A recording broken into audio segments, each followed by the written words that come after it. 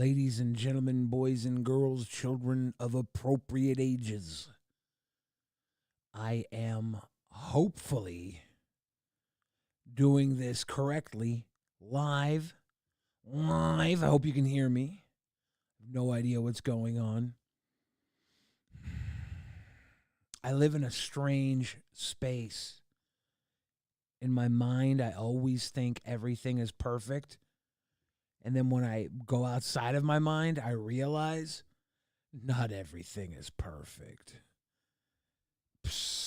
But hopefully, we're not fucking up too much today.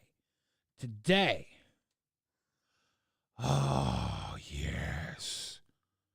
I'm such a pretty little baby. Hopefully we're live to everybody watching at home. I have no idea if anybody is here from talking out into the ether. If you are here with me, please scream at the top of your lungs. I won't be able to hear you unless, you're somehow in my house. Like if Joe's watching right now, I'd be able to hear him scream, probably. But I just need you to scream. Yo. So today, I'm going to do a little thing, watch a few videos, things that came up throughout the week, things I wanted to talk about and never got around to talking about. So I hope you guys don't think I'm too fucking weird for any of this. But I do want to do a follow-up. We talked about Ricky Berwick, I believe it was earlier this week. And some shit went down, man. Some shit went down. Let me get to the Ricky Berwick section. So this is Ricky Berwick and the wrestler Joey Janela. Ricky showed up with the World Wrestling Federation title belt. Are you kidding me right now? What? You showing up with a WWE replica championship? Not replica, real. Real. Who'd you win it from? What? Who'd you win that from? Roman Reigns? I won it by kicking everyone's fucking ass in the past. I kicked Keemstar's ass. I kicked Bill Jensen's ass. Oh, and shit. now I'm going to kick your ass, motherfucker. Dude, you did not win that. You bought that off WWEshop.com. I did not. You didn't win that belt. It's a strong replica title accusation. belt. The only thing I didn't buy is off your fucking website, bro. So you're going to show up Thursday in Toronto at Demand Lucha. I'm going to kick you in your fucking face. I'm going to ram you with my fucking scooter, and you're going to land on a fucking table and break that shit, fat ass. That replica What? belt weighs more than you. You keep admiring this replica belt, bro. Is this something you want? Not really. Something you can't get? I'm not a mark like you. Not a mark like me. You look like a fucking mark with that fucking tooth. Yeah. Ricky was just talking Look at that trash. tooth. Look at that fucking mark of a tooth. I'm going to drag you to the Sky Tower in Toronto, and I'm going to wheel you off that shit. Don't fuck with me. I'm going to wheel you off that shit. Fuck with me. I'm going to wheel you off Ricky the is all tower. muscle, man. Wheel me off the tower, bro. You own a Tesla? I don't own a Tesla. You don't own a Tesla, huh? Well, No. I'm gonna buy you a Tesla. I'm gonna program that shit to make you fucking drive out the fucking ledge, bitch. On Ricky. Come on, Ricky. Is that all you? Come on. Ricky is going in. Pollo Surf says, I always thought you were an excellent performer, man. I wish you would make your own self-produced movie, show, album, book, game, whatever the hell you want. You can pull it off. I know you can. I got a new album in the works. It's a few songs away from being finished. Pretty excited. So keep an eye out for that. And then the book, the movie, the game, the show, it'll all come afterwards. It's just the beginning. CJ Halliday and the place to be. Oh, let's take a look, though. Ricky actually did show up to the wrestling match. You can see he's here ringside.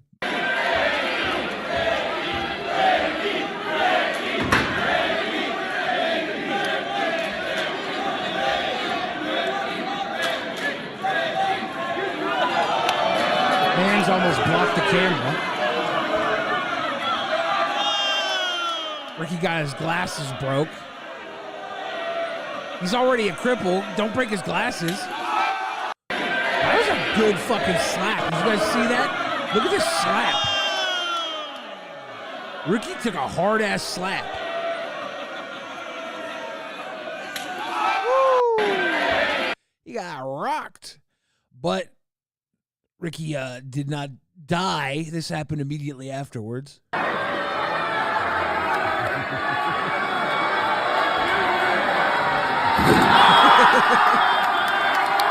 He put man through a table, man. He put man through a table, man. That's what happens when you mess with Ricky Berwick. You don't want to mess with Ricky Berwick. Did you buy the Taylor Swift Beyonce concert movie tickets? They were like $30. I thought about going, just like it would be a very interesting thing to see. I'm going to have to put together a concert movie and sell it live over the internet to people. Be like, hey, if you want to see my concert on the internet, here's a link. $20. Is this the new GTA? It should be. Honestly, if they don't have a mobility scooter in GTA 6, is it even worth the money? Is it even worth the money, though? I'm pretty sure the answer to that is no. No. Another thing I looked at, I watched the jelly roll at the Senate hearing. I wanted to watch it here with you guys, with my sweet babes. I'll introduce today's witnesses. Didn't realize Tom Waits was a senator. That's dope. Again, thanks for the three of you for joining us. Mr. Jason Jelly Roll DeFord is a two-time... Oh, Poyo Surf says you snuck in to the theater. That's so smart. I should have done it. I get like free movie tickets. I should have bought a ticket to go see, I don't know, Thunder Buddies, and then just walked into Taylor Swift concert and saved myself $30. See what Tom Waits has to say. Grammy nominee and CMT Music Awards winner. He sings about and advocates for those facing drug addiction. He consistently speaks directly with and for people struggling with addiction across the nation. Thank you for joining us, and thank you for serving your nation. Mr. Patrick Yose is the National President for Fraternal Order of Police. President Yose, through his local law enforcement career, has held pivotal law enforcement leadership roles at the state, local, and national levels, and thank you for serving. You think he sounds like Alex Jones? Alex Jones has a little more performance in his voice, I think, in a different way. Because Tom Waits obviously has performance too, but it's more of a graveled, singy performance, maybe. Alex Jones is more of a we're going to get the goddamn Bilderbergs to make a plate of gay frog legs. Better not eat all those gay frog legs, boy. Communities in our nation. Mr. Yose, President Yose, and Mr. Christopher Urban is currently managing director at Nardello and Company. Carla, Before that, welcome he to was the a special Donut agent in charge of- Nation. Everybody who wants to become a member of this channel, as a member, you get my respect. And if you go to a high membership level, you also get my dignity. DEA. He's a recognized expert on counter-threat finance and anti-money laundering. Doing good, smiling investigations. dinosaur. Thank you for your career. We can talk over these guys because they're not jelly Start roll. with Mr. DeFord. Welcome. For your first committee hearing, I assume. Forgive me, I'm a little nervous. I'm used to having a rock and roll band behind me when I have a microphone in front of me. During the time that I've been given to share my testimony here, I think it's important to note before I start that in these 5 minutes I'll be speaking that somebody in the United States will die of a drug overdose, and it is almost a 72% chance that during those 5 minutes it will be fentanyl related. So, in his 5 minutes speaking, someone will die. I figure while watching this, I'm going to pause this and talk. It's going to go at least 10, 15, 20 minutes. Then that's 4 people are going to die before we're done watching this. It's fucked up. Having started that way, Chairman Brown, Ranking Member Scott, and esteemed committee members, thank you for having me. I know this is a bit of... Persuasive Barrier says, you interrupted Jelly Roll. I paused. Does Jelly Roll have rock star lawyers? He does kind of look like he's like a defendant, like this is people's court. He's not there to defend anything. He's there on the offense. He's speaking to Senate, starting the war on drugs. Rat Lord Alcaraz, I swear to God, if you die, if you're one of the 4 people that die of a drug overdose while we watch this, I'm going to cry. I'm going to cry from my eyes. I'm going to have tears coming out of my butthole. I'm going to have tears coming out of my pee-pee. You better not die. Swear to God. Of a curveball, but I like a little baseball myself. My name is Jason D4, but to most I am known as Jelly Roll. Jelly Roll! Gotta support Jelly Roll. Everybody who knows me knows I support all fats.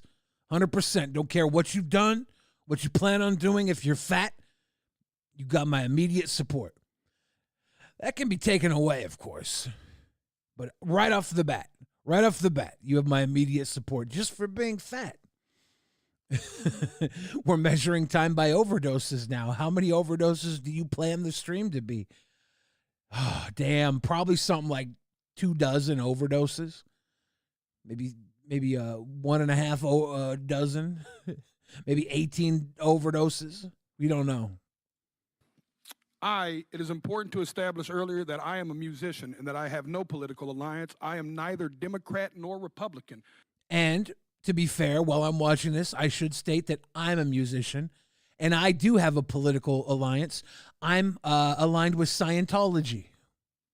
In fact, because of my past, my right to vote has been restricted. Thus far, I have never paid attention to a political race in my life. Ironically, I think that makes me the perfect person to speak about this because fentanyl transcends partisanship and ideology, gentlemen and women. This is a totally different problem.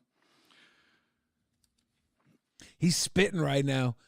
Like, if I went to Senate, I would like to think I'd be able to speak as eloquently.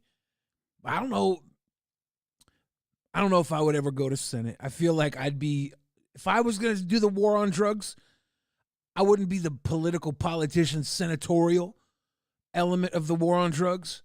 I'd be in the streets. I'd be in the streets like Phoenix Jones or the other real life superheroes. I'd be like that. You ever see that movie Super with Rainn Wilson? By the way, Rainn Wilson went to my high school.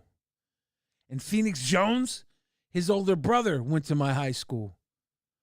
So basically, people from my high school become real life superheroes. That's all I'm saying. I could be one.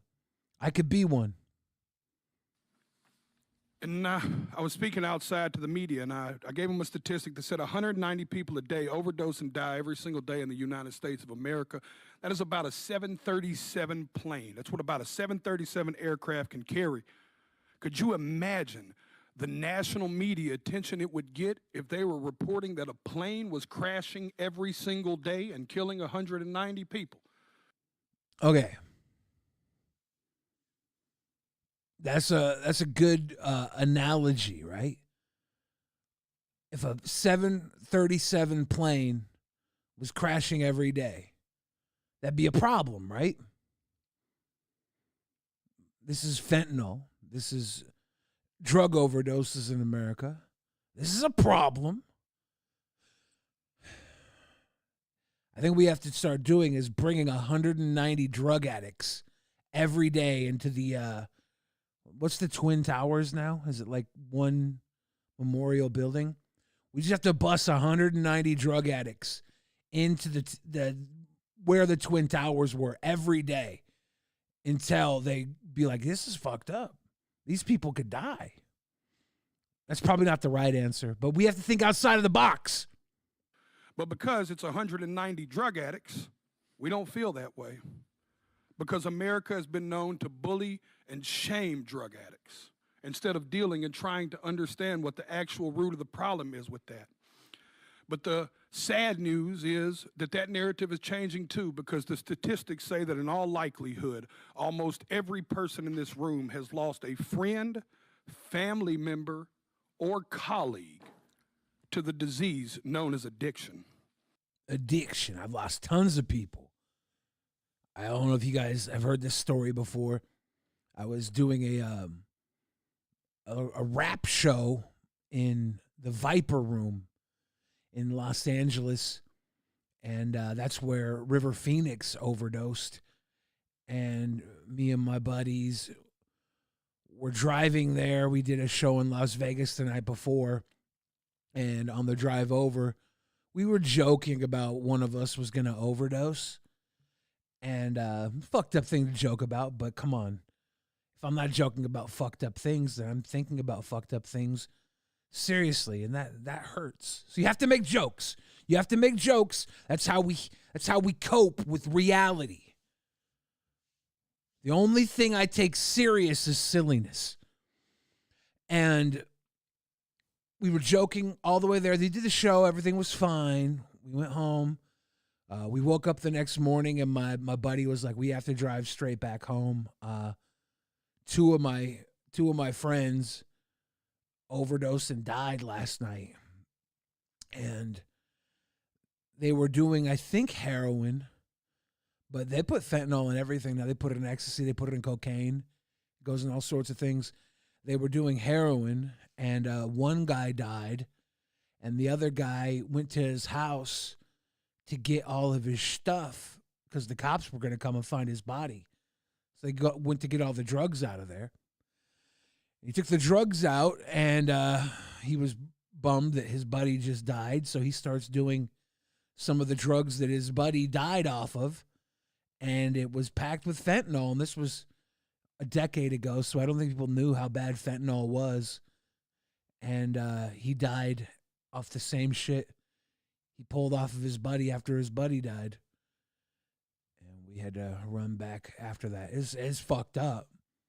I'll never forget that. And that's like just one story of many of overdoses and deaths that I'm very close to.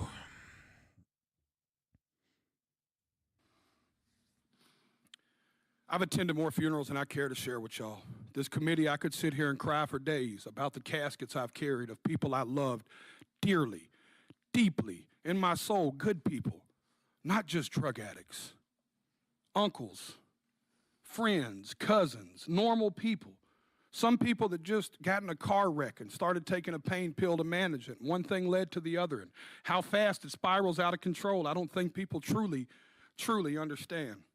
Yep. I remember being smack dab in the middle of Oxycontin. When Oxycontin started bubbling up, shit was legal. It was prescribed to a family member. And it kind of destroyed the family. Wasn't good. So many people. Equally, I think it's important for me to tell y'all that I'm not here to defend the use of illegal drugs. And I also understand the paradox of my history as a drug dealer standing in front of this committee. But equally, I think that's what makes me perfect to talk about this. I was a part of the problem. I am here now standing as a man that wants to be a part of the solution. I brought my community down. I hurt people. I was the uneducated man in the kitchen playing chemist with drugs I knew absolutely nothing about, just like these drug dealers are doing right now when they're mixing every drug on the market with fentanyl, and they're killing the people we love. I'll be honest with y'all, my desire is to only get older. I'm going to pause this really quick. He's talking about mixing this shit with fentanyl. I don't know if you could see this right here. It's teeny tiny. I don't know how to fucking zoom because I'm a boomer. But might have to update my browser. It's fucking with me. Maybe this is the zoom right here. Boom. Look at that boomer zoom. Look at that boomer zoom. But if you look at this, we got heroin in that vial. That's a lethal dose of heroin. And then you see that little, like, basically, with the fentanyl is like, if you got dandruff and you scratch your head, that's what you're going to pull off on your fingernails. A fingernail worth of dandruff is enough to kill somebody. And then there's this carfentanil, over here, Fentanyl, and it's like not even a whole booger. It's not even a small booger is enough to kill somebody. It's fucked up.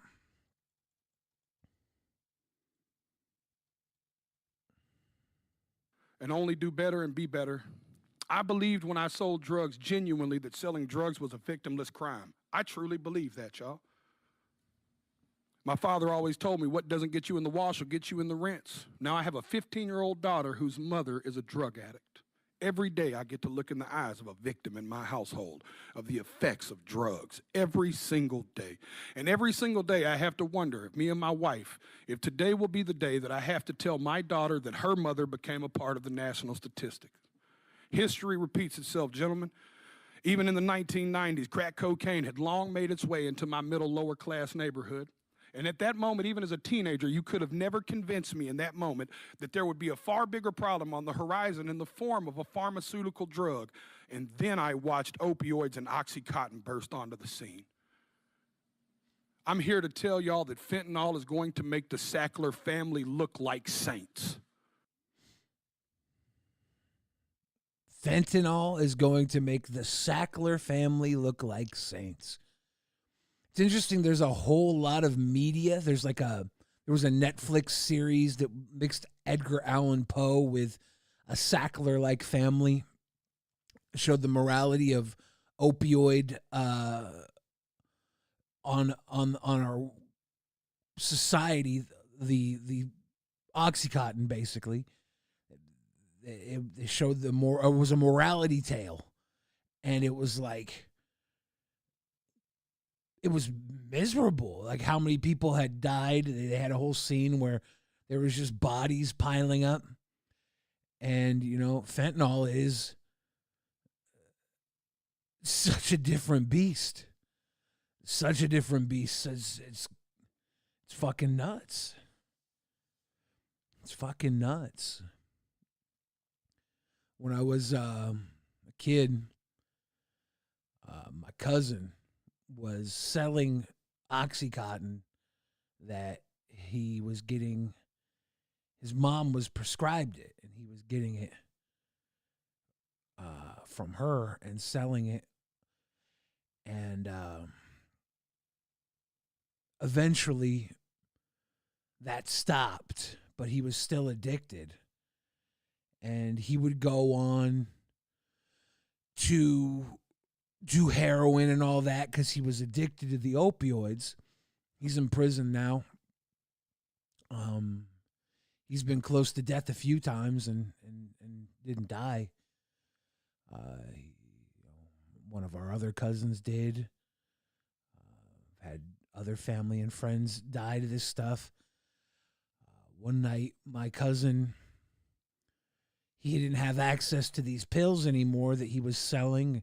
He was able to sell one pill and afford to take two and re-up and re-buy. So he'd continue buying dirt cheap, selling, and getting fucking high as shit.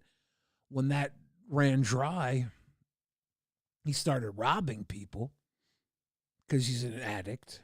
He would rob family. He would rob friends. One night, I was driving him around, and he's like, we got to stop over here at this hotel. And I was like, whatever, he's my cousin. I don't ask questions. I don't give a fuck. It's family. He goes into this hotel, and he comes out to my car with this guy, and it's so fucked. We drive down the block. He's like, yeah, just go down the block here. Go down the block here. And we're down the block. And he's like, okay, get out of the car really quick to this guy. And the guy's like, oh, okay, yeah, I guess. He's like, yeah, we got to do this deal down here. And he gets out of the car and he just beats the shit out of the guy. Takes his cell phone, takes his Oxy, throws the guy's cell phone into the woods, and gets in the car and is like, all right, let's go. And I'm like, dude,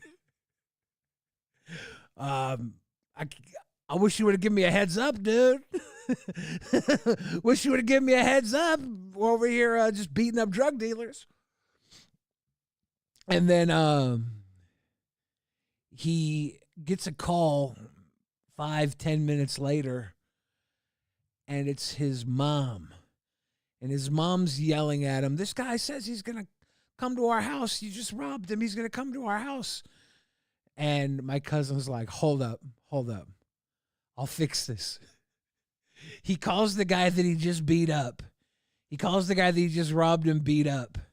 And he goes, dude, I know I robbed you. I know I beat you up. But you called my mom? You brought my family into this? He's like, that's hella disrespectful. He's like, you owe me an apology right now. Right now. And the guy's like, oh, yeah, man, I'm sorry. I shouldn't have done that. I'm like, you just robbed this guy, beat him up. And 10 minutes later, you got him apologizing to you. Oh, God. That was sick. That was Oxycontin, though. That was just one story of my cousin bopping people. He robbed all the family. He robbed his own parents. He robbed both of my grandmamas. He robbed me. He robbed me. My wallet disappeared with like $300, $400 in it. That motherfucker helped me look for it for hours. I'm like, just give me my fucking wallet back. He's like, oh, I don't have it. I'll help you look for it. I'm like, fuck you, dude. Fuck you.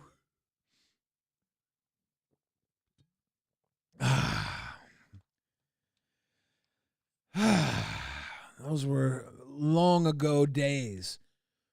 But fuck. And I want to let y'all sit with that for a second. It is time for us to be proactive and not reactive. We were reactive with crack. We were reactive with opioids. And y'all are taking the first step at somebody in Senate finally being proactive.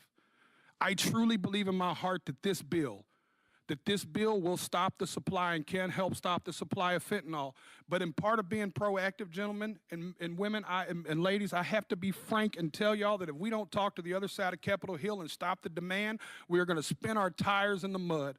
Y'all are taking the first step, but I encourage you to take it outside of this room, and you take it to your colleagues and your constituents, and you give them the most that you can. I know I've got a few seconds here, and Senator Brown said I may or may not go over. All I want to say is that I not only encourage y'all to do this, I encourage y'all to take it a step further. At every concert I perform, I witness the heartbreaking impact of fentanyl. I see fans grappling with this tragedy in the form of music, that they seek solace in music and hope that their experiences won't befall others. They crave reassurance. These are the people I'm here to speak for, y'all. These people crave reassurance that their elected officials actually care more about human life than they do about ideology and partisanship. I stand here as a regular member of society. I am a stupid songwriter, y'all, but I have firsthand witnessed this in a way most people have not. I encourage y'all to not only pass this bill, but I encourage you to bring it up where it matters, at the kitchen table. Thank you for your time. Thank you, Mr. D. Bring it up at the kitchen table.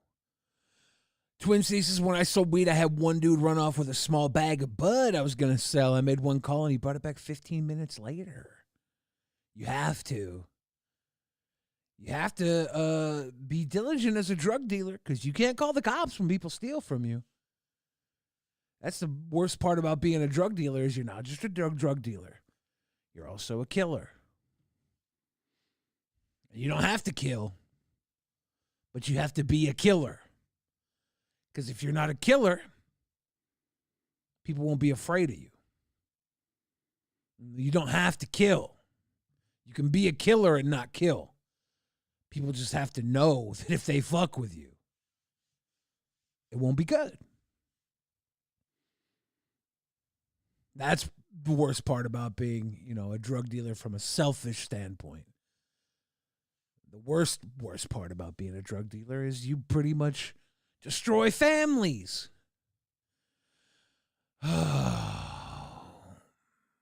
What's up, disappointing porn? You know what's better than disappointing porn? Surprising porn. Like you turn on a porn, there's an old man. And he turns out to be, I don't know what he is, but the girl's calling him grandfather. And she's like, grandfather, what's wrong? And he's like, my jaw hurts. And she's like, oh, I'll help. And then she sits on his face. And you would think to anybody that might be disappointing. But you're surprisingly aroused. Surprising porn is better than disappointing porn.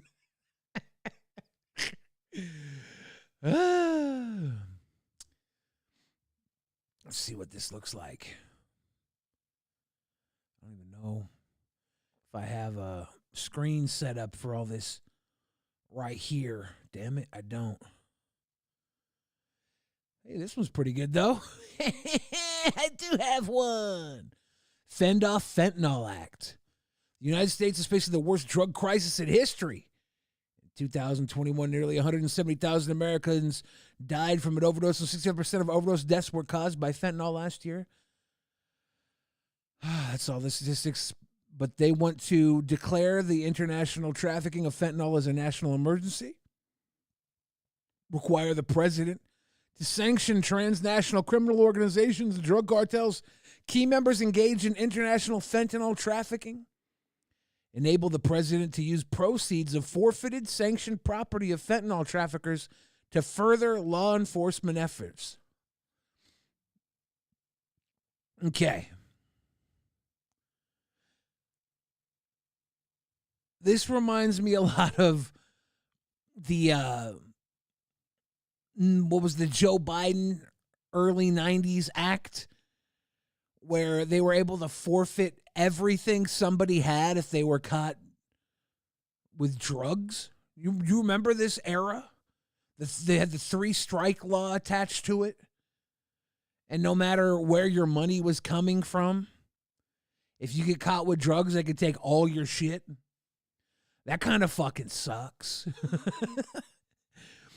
That really kind of fucking sucks. I don't know if you have to really get close on this and see which assets are being taken, right? Like, I don't mind them using assets sanctioned from, like, if they bust a cartel or something.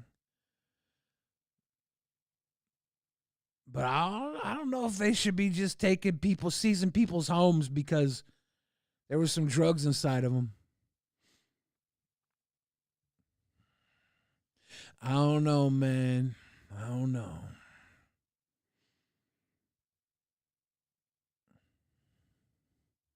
Allow the Treasury Department to utilize special measures to combat fentanyl-related money laundering. What are those special measures? I wonder what this act will do to the average person in America. You know? The average fentanyl, someone stuck in the fentanyl circuit.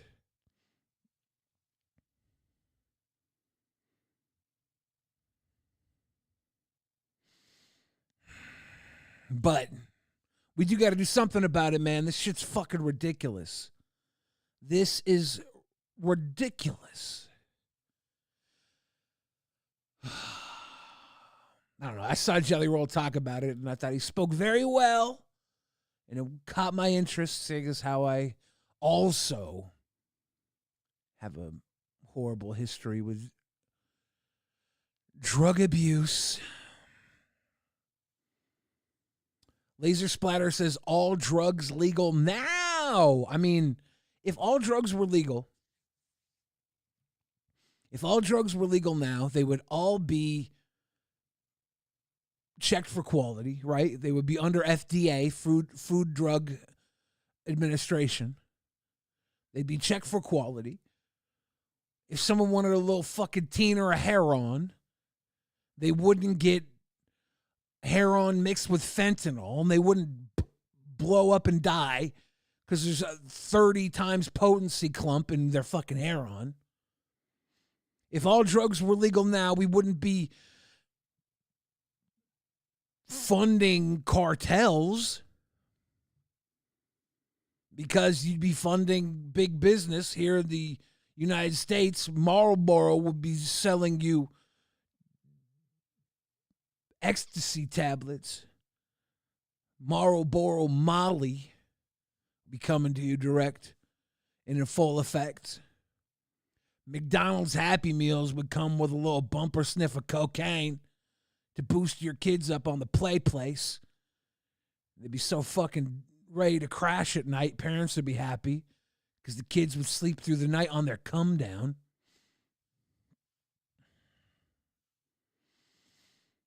So maybe it is legalization, right? Some people say you got to shut down the border. And maybe that's a problem. Maybe they're coming through the border sneaking. Like, imagine how much, if fentanyl's 30 times potent as heroin, think of how much fentanyl you could smuggle in your butthole. That's 30 times the amount of heroin.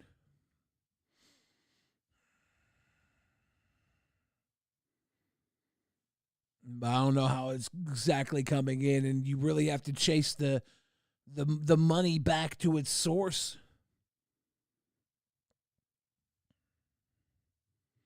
We do have to have a conversation about this. We have to be aware of all this shit so that we can make an informed decision on how to win the war on drugs once and for all. The war on drugs is not about going to war with your people. It's about protecting your people from warlords. Little crackhead Johnny next door is not a soldier against the United States in the war on drugs. He's a victim of it. Yeah, we do need Trumpster Bob's butthole math. T-Bob's butthole math. If I could put one balloon of heroin up my butt, but fentanyl is 30 times as potent, one balloon of fentanyl is like smuggling 30 balloons of heroin in my butt. Tons of cannabis companies have gone bankrupt. The taxes are way too high. Governments get too greedy.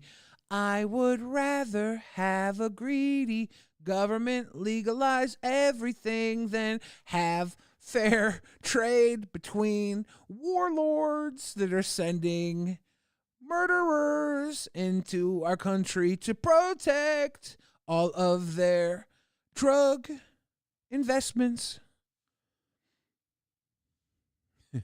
Drug war hype? God damn it. If there was a war on drugs, we have to reevaluate what that war is, because the last war on drugs was actually a war on fucking Americans. It was a war on families that were victims, while supposedly the CIA was flying in planes full of fucking Kriznak. They were the plug. That ain't right.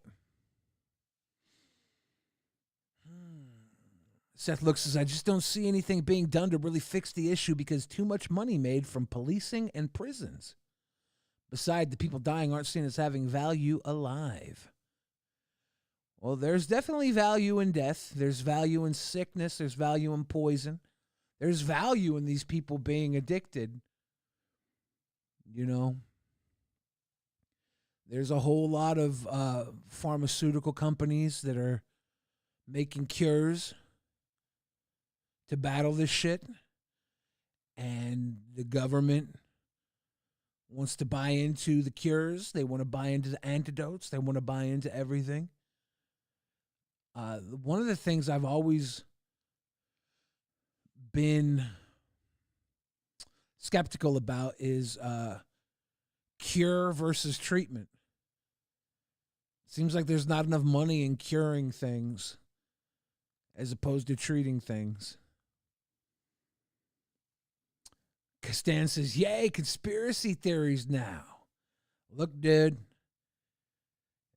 you can call it conspiracy theory, but why would it be a conspiracy theory if Tom Cruise played a CIA agent smuggling cocaine into our country and it said based on a true story?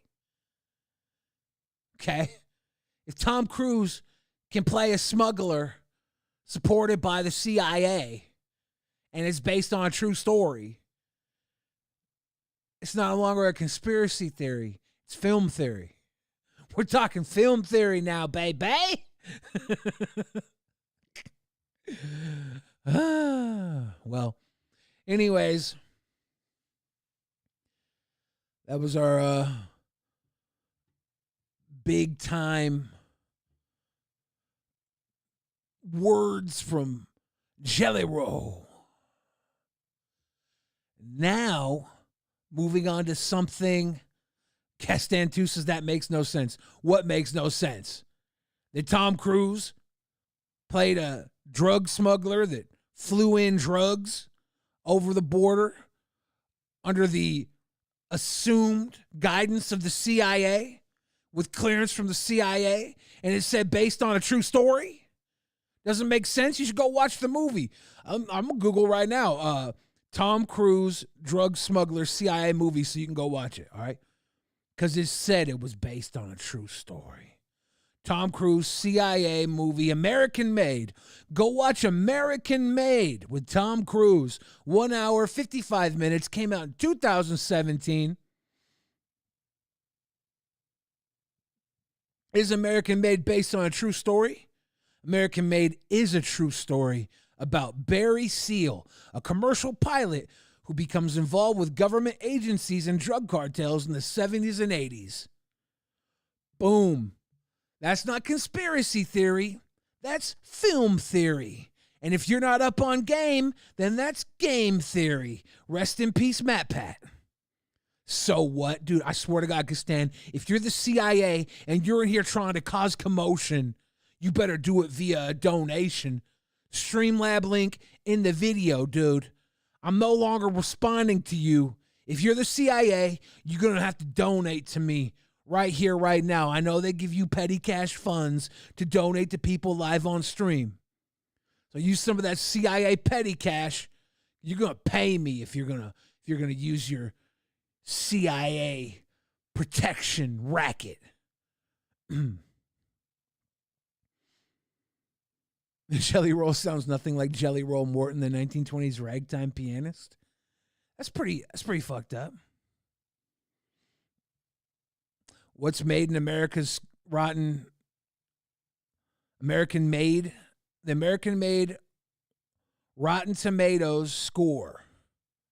Swear to God, if it's a rotten score, then I look like an asshole. American Made's tomato meter. That's the critics' critique, 85%. Audience score, 79%. Reasonable from both sides. Can't fuck with the Rotten Tomatoes score, boys and girls. I knew that was going to be kind of heavy.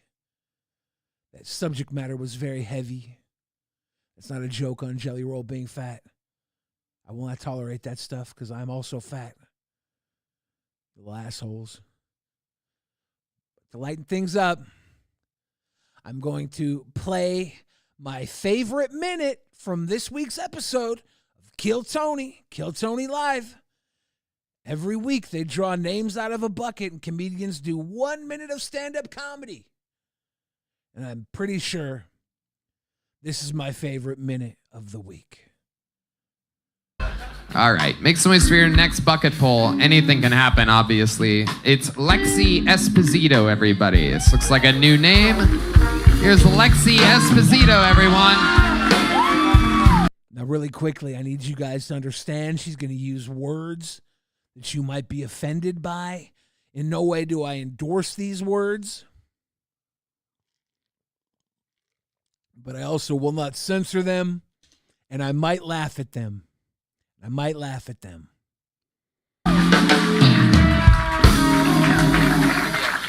Hello, I'm from Florida, where Ron DeSantis banned the word gay, but only because he prefers the term faggot instead. That's what he told me he liked. But I love being in Austin. I moved from Orlando, and I love being in Austin because when I walk to my car alone in Austin, I meet great people. They give me free drugs. It's wonderful. I walk to my car alone in Orlando, though. I get followed by a black man jacking off. But I wasn't even mad, because I never thought a black man would masturbate to me. I'm like this little skinny white girl, you know? Huge compliment. I had to get a color TV, though, moving in, just to make sure the neighbors know I'm not racist, hanging up my blackout curtains. So silly. I like how the joke was not really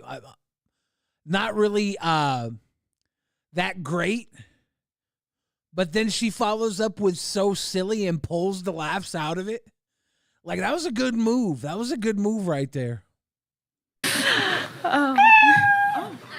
Thank you, guys.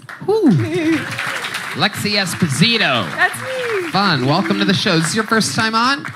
My second time. Okay. It's been a couple years. Welcome back. Was this the black guy that was jerking off to you by any chance? I can now see why he would be the one to jerk off to you. For those of you that don't know, the black guy is blind. So the joke was he could see why the blind guy would jerk off to her. It was very, very sick burn. He said, "You're so ugly, only a blind guy would jerk off to you." Yeah, it's an all right set for a minute. A lot of times the sets are pretty terrible. I laughed at the idea that she was honored that the guy would jerk off to her. She said, would a black guy jerk off to me? It's so stupid. It's so stupid. Juma, you're going to see Tony this weekend? Interesting. I thought about going to see him. The $100 tickets were in the way back of the theater, and everything up close was more. And I just don't think that that's in my budget. But I was thinking about going too, so maybe I'll see you there. Maybe I'll sneak in as an usher. I'll wear whatever the ushers are wearing. And I'll just pretend like I'm checking people's tickets, but really I'll be watching. That makes sense. It's all coming together now. He's like, look at that big ass bitch over there. Those fat tits and the beautiful face. He had no idea. I love it. No, I can relate to you, Lexi, because I, too, am a white, flat-chested lesbian. So this is incredible. You said you were gay? Is that correct? No. I felt like I heard that. Maybe I just, like, you just exude. He just thought she was gay because she was comfortable dropping the agate bomb, the F-bomb. Juma got really good tickets for $80 each. Holy shit, Juma. You got an extra seat? You want to fucking sell me an extra seat? Can I bring you some of this fucking Fenty? Can I bring you a fucking buttload of fentanyl for your seat? That's fucked up. No, Twin C says, if you're going to kill Tony, you have to sign up to be in the bucket. Yeah, I mean, I think right now that tickets are sold out way far ahead. Flock Apostles is not going to lie. I assume she was gay also. You have to assume any comedian that's going to drop the F-bomb like that is either gay, they feel comfortable saying it because they're gay, or they feel comfortable saying it because they're a bigot. And she just doesn't look like a bigot, right? She looks like she's the the clown from Big Comfy Couch after a serious fucking cocaine bender. She was boofing ecstasy tablets. Dude, that energy. What? Ron DeSantis banned the word gay. Ron DeSantis what? Banned the word gay from Florida. Did he? Like the use of it. Did he? Yeah. Did he really, though? I mean, no. You watch MSNBC? Damn, Tony, way to tear her fucking joke apart. Did he really, though? No, Tony. I don't know if you know comedy, but sometimes in comedy, you make shit up. Is that what happened? You catching the mainstream news or something? Oh, what I kid. Yeah, she said it to make Ron DeSantis look bad, not herself. It was a good joke. It was right on the edge, if not over the edge. Over the edge is where you start to get in trouble. One thing about comedy, anything can be joked about, but it has to be funnier than it is serious. If you're not as funny as the subject matter is serious, you're fucked. If you're only as funny as the subject matter is serious, you might escape if you continue to be funny afterwards with another joke. You have to be more funny than the subject is serious. Right. But you know we didn't really do that. No. Right, because you can't do that. Okay. He's really over here tearing apart her joke. But you know he really didn't do that because you can't do that. It's like, well, no, you can definitely ban the word gay from certain things. Like, let's say Ron DeSantis said you couldn't put gay on the menu at your favorite, like, eatery. Like, we have the rockfish, we have the swordfish, and we have the gay fish. Ron DeSantis could be like, no, you can't have gay fish on a menu. The FDA has not approved gay fish. We don't see a lot of food that is broken down by its sexual orientation, you know? I think in the future, people are going to be like, this is a free-range, organic, gay cow. And be like, oh, is it gay cow? I much prefer eating the gay cow because it wasn't going to reproduce anyways. We're supporting gay culture by eating gay cow. Grateful Dead says, are you a libertarian, Bill? I am nothing you could put a label on at all. I grew up liberal because I'm from Seattle. Most of my liberal viewpoints are things I wouldn't argue with anybody because I don't believe arguing about politics gets anything done. If I had to align myself politically with anybody, it would be Guy Fawkes. Remember the 5th of November. And I'm not advocating blowing up federal buildings. Don't do that. But I am saying I don't believe you get things done for the people through politics. Politics is a way for rich men to sway their earning potential. And you have to remember the people are part of that earning potential.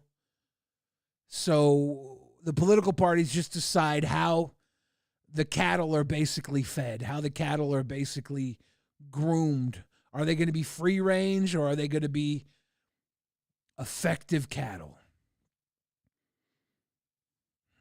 Twin City says, I side with people that are not crazy. That's impossible. There's crazy people on every side of every issue ever. Rich men from Richmond. Nah, man. Poor men from Portland. Antifa, baby.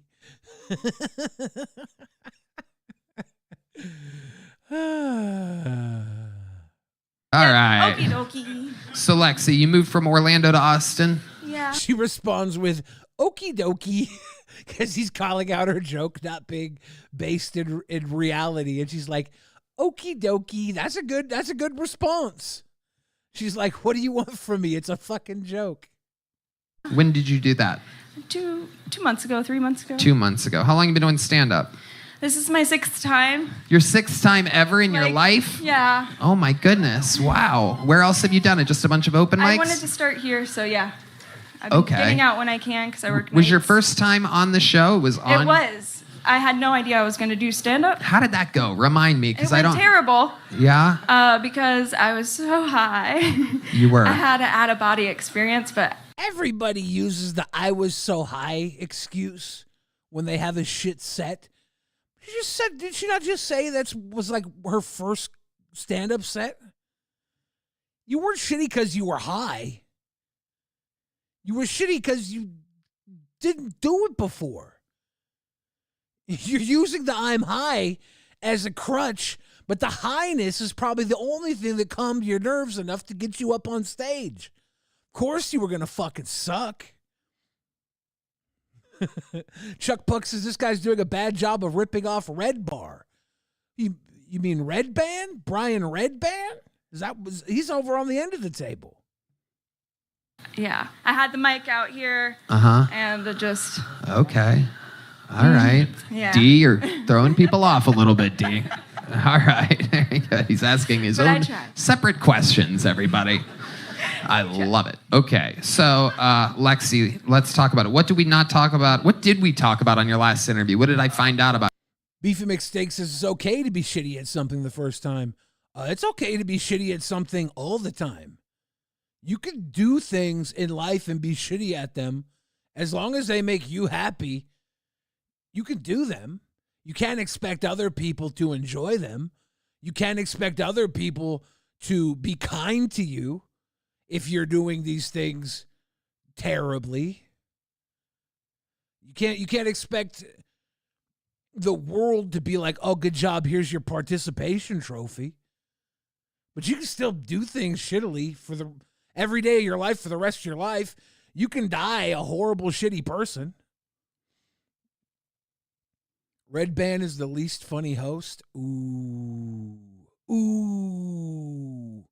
That's fucked up. Red Band is the hero of the show. Anybody who doesn't understand or respect what Red Band does obviously doesn't understand a fart soundboard, okay? Red Band's actually pretty good with the soundboard. As much shit as he gets, you get shit when he fucks up, but he plays soundboard pretty well. He gets things up pretty quickly.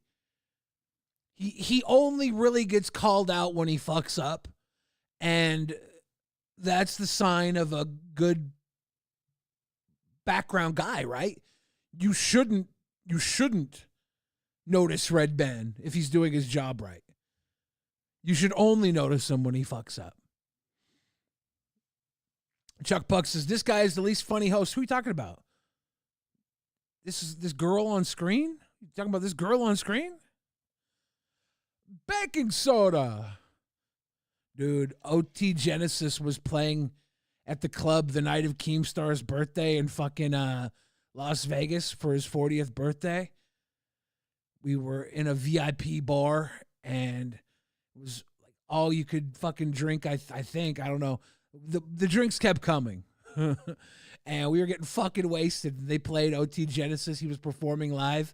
He was doing the baking soda song. I was like, this is the fucking internet, dude. This is memes. I remember that song blowing up, and I was like, I don't know, probably 10 years later, I'm sitting here watching him live with Keemstar and a fucking in Las Vegas. I was like, this is fun. This is good shit. It's good shit. Francis Dollarhide says, is that a girl? Yeah, of course that's a girl. You could tell because her wrists, those are girl wrists. You'll never see wrists like that on a man. Once you start taking testosterone, your wrists just man up immediately. Yeah, I watched the Lockout podcast. It's good. Boogie's my buddy. I almost was going to fight Wings. Wings had a health issue. Wings followed me, and I think maybe if I would have boxed the Fan, if things would have went the right direction, there possibly would have been a me versus Wings match down the line.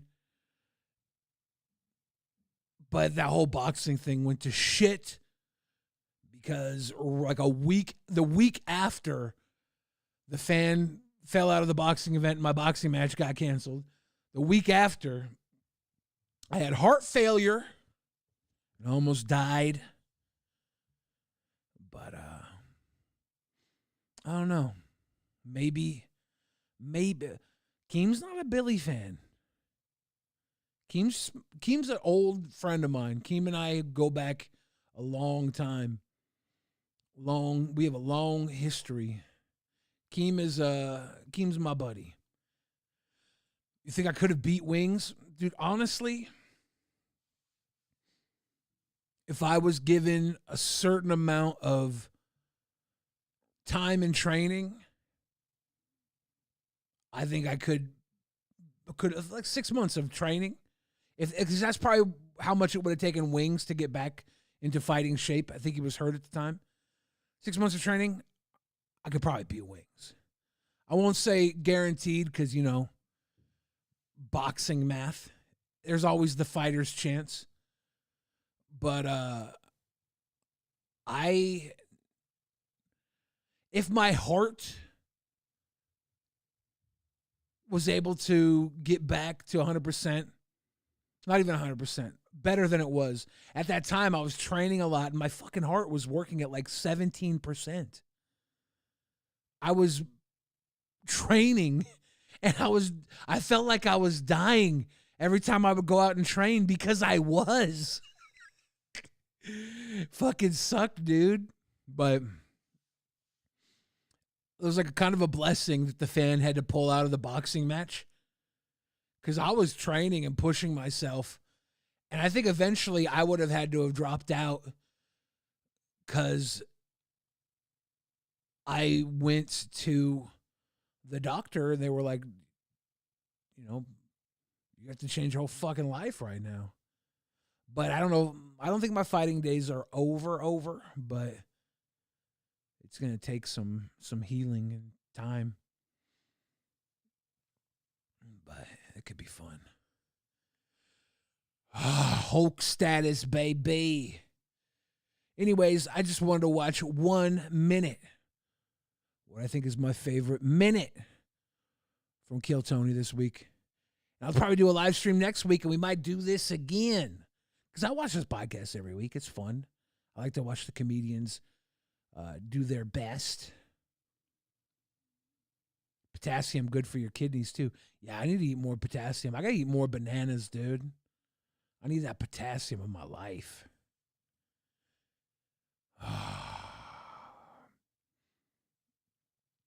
Boogie's worst enemy was those boxing shorts. But that was so funny, dude. That was so funny. Maniac 541 says you would wreck Boogie. Boogie's my buddy, though. Like, that entire time, everybody was like, you really think Boogie's going to beat Wings of Redemption? I'm like, fuck yeah, I do. That's because Boogie's my friend. Even if Boogie had the age disadvantage, the height disadvantage, the weight disadvantage, the health disadvantage, Boogie's eyesight's probably worse. His speed. You name off all the disadvantages. Of course, I'm going to think Boogie is going to win. Because that's my buddy. I thought he won just by walking in that ring. Like, if you would have been there with me in 2017 when I was at VidCon and I met Boogie for the first time, and we were going all around the convention, and this guy was in his hover round chair the entire time. He couldn't barely get out of it to get into seats to sit at the dinner table. You know, it was a struggle to do that. To see him there walk into that ring, and I think he's connected with one punch maybe. I don't know. That was a victory in itself. So that was cool. Hulk Hogan and Macho Man were friends. Yeah, I mean, if ever there was money on the line and Boogie said, I want to fight Billy the Fridge for money, I would do it.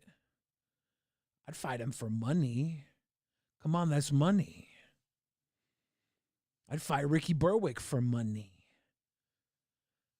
Now that Ricky Berwick is in the pro wrestling ring, I want to get Ricky Berwick, myself, and like maybe Scott, Big Cat Scott Henson, and become a trios team. And Scott just does all the major work. I come in and I fucking belly slam somebody. I do a fucking 2 minute spot. I pull heat in and just fucking pancake somebody with my fat body. And then I tag Ricky in, and he runs in and puts them in the most awkward spider web finishing maneuver and gets them to tap out. They come to after being squished by me, and they're wrapped up in fucking Ricky Berwick's spider web arms. They're more scared. They're more scared of being stuck in this fucking web of arm. And they tap out immediately after coming to from me squashing them. That trio, tag team trio act, it's dummy. It's too good.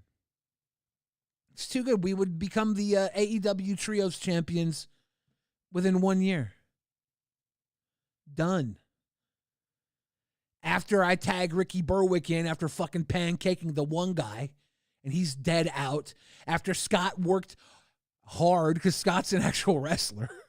Scott can go. I was never a guy that could go. You know, I was like a 10-minute match guy. If that, 5 to 10 minutes, you know. Do my big fucking spots, get over and get out. Scott and I did meet through wrestling. Scott and I have known each other for over 20 years. I met Scott in person in 2005, but we had known each other for years through the internet before that.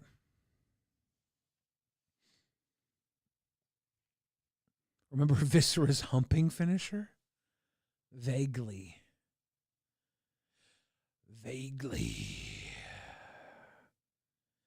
Should do a meme rap about the lol cows. I thought about that. I got one song I did where I kind of referenced King Cobra in it. A little bit. But it's not a King Cobra song. It's not a lol cow song. But I got a little line in there. Is Scott really a tiger? I mean, depends on what you think about furry lifestyle. If he believes he's a tiger, is he a tiger? I don't know. Who am I to tell him he's not a tiger? I'm not an asshole. I'm not tiger blocking nobody. You think I'm a tiger block anybody? Not today. Not today, Satan. What do I got here? What do we got here? Da-da-da-da-da-dum. The fuck is going on?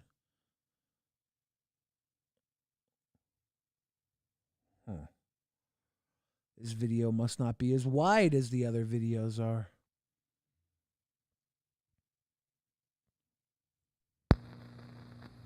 Oh, it's because it's from 1983. This training aid is for the exclusive use. Fuck, old school McDonald's was tight.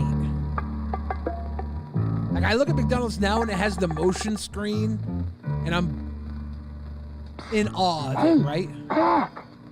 But something about a backlit You awake? bullshit. Oh, my dear Hamburger, I'm sure you had no actual intention of turning on those lights. Mac, did you see this box here? Look!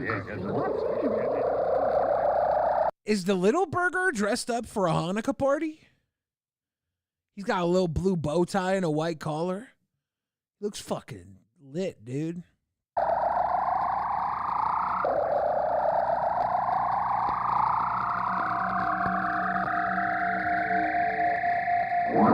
Whoa.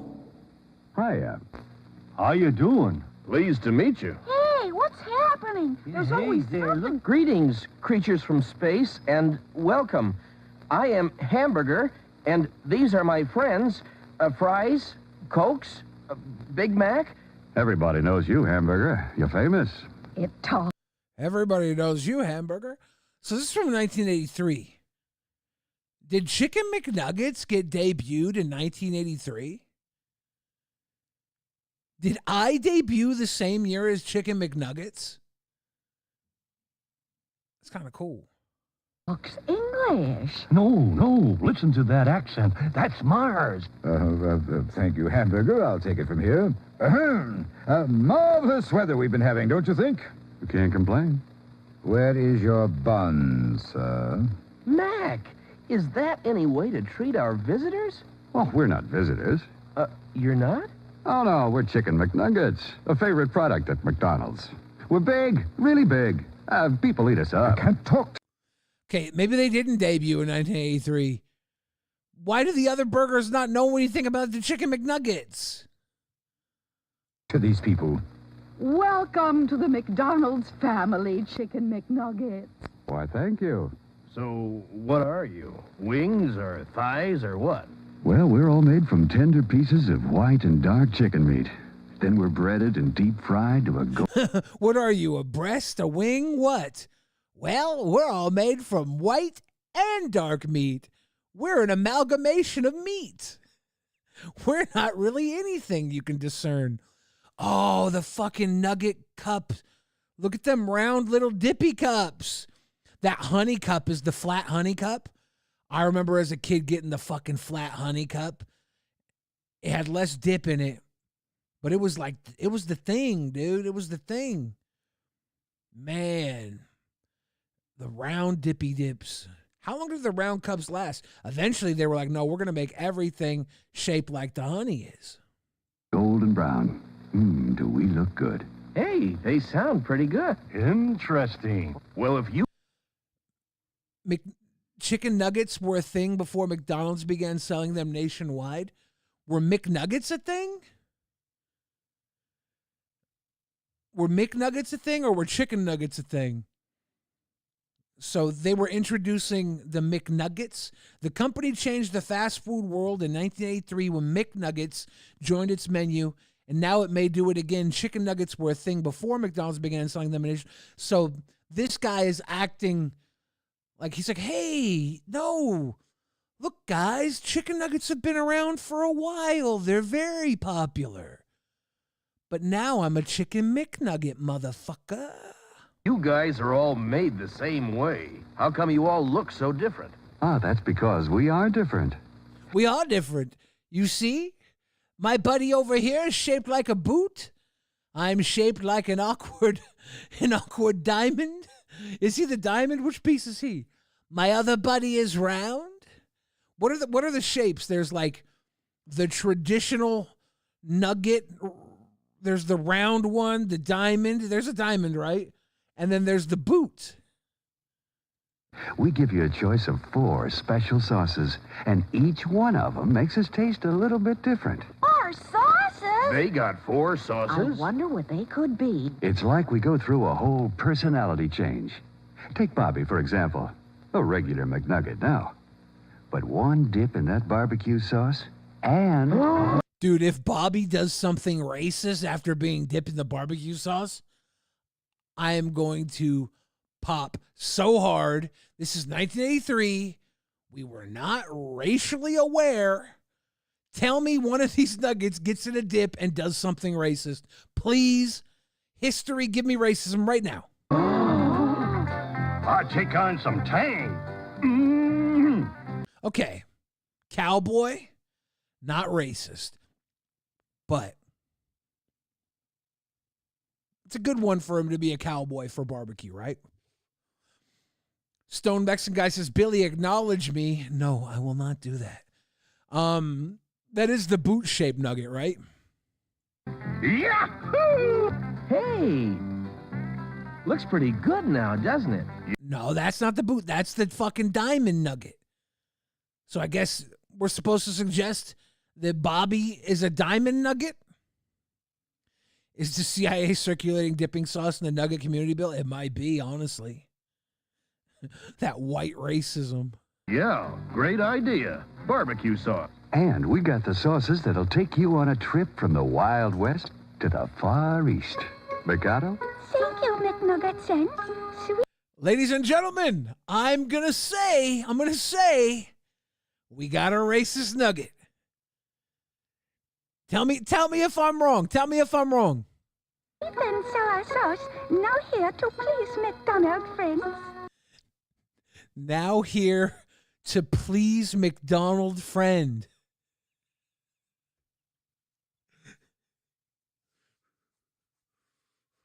God damn it. Oh. Why didn't you just say nuggy nuggy $5? Why didn't you just say it? Why didn't you just say it? God damn it. 1983, you're doing exactly what I predicted you would. There's that hand again. It's called Godzilla. Hey, fantastic. Sweet and sour sauce. All right. Barbecue sauce? Sweet and sour sauce? What else you got, McNugget? Well, I got a sauce here that can turn old Sam into a samurai. What? We just had the Asian dipping sauce. Are we going to get doubled down Asian racism? Stop Asian hate. Let's go.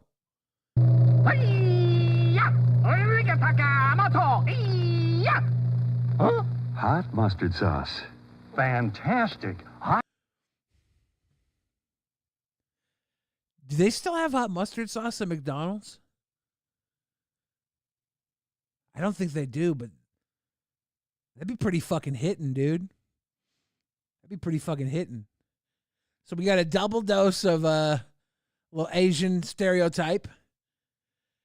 The fourth one is honey. I wonder what we got. We got cowboy.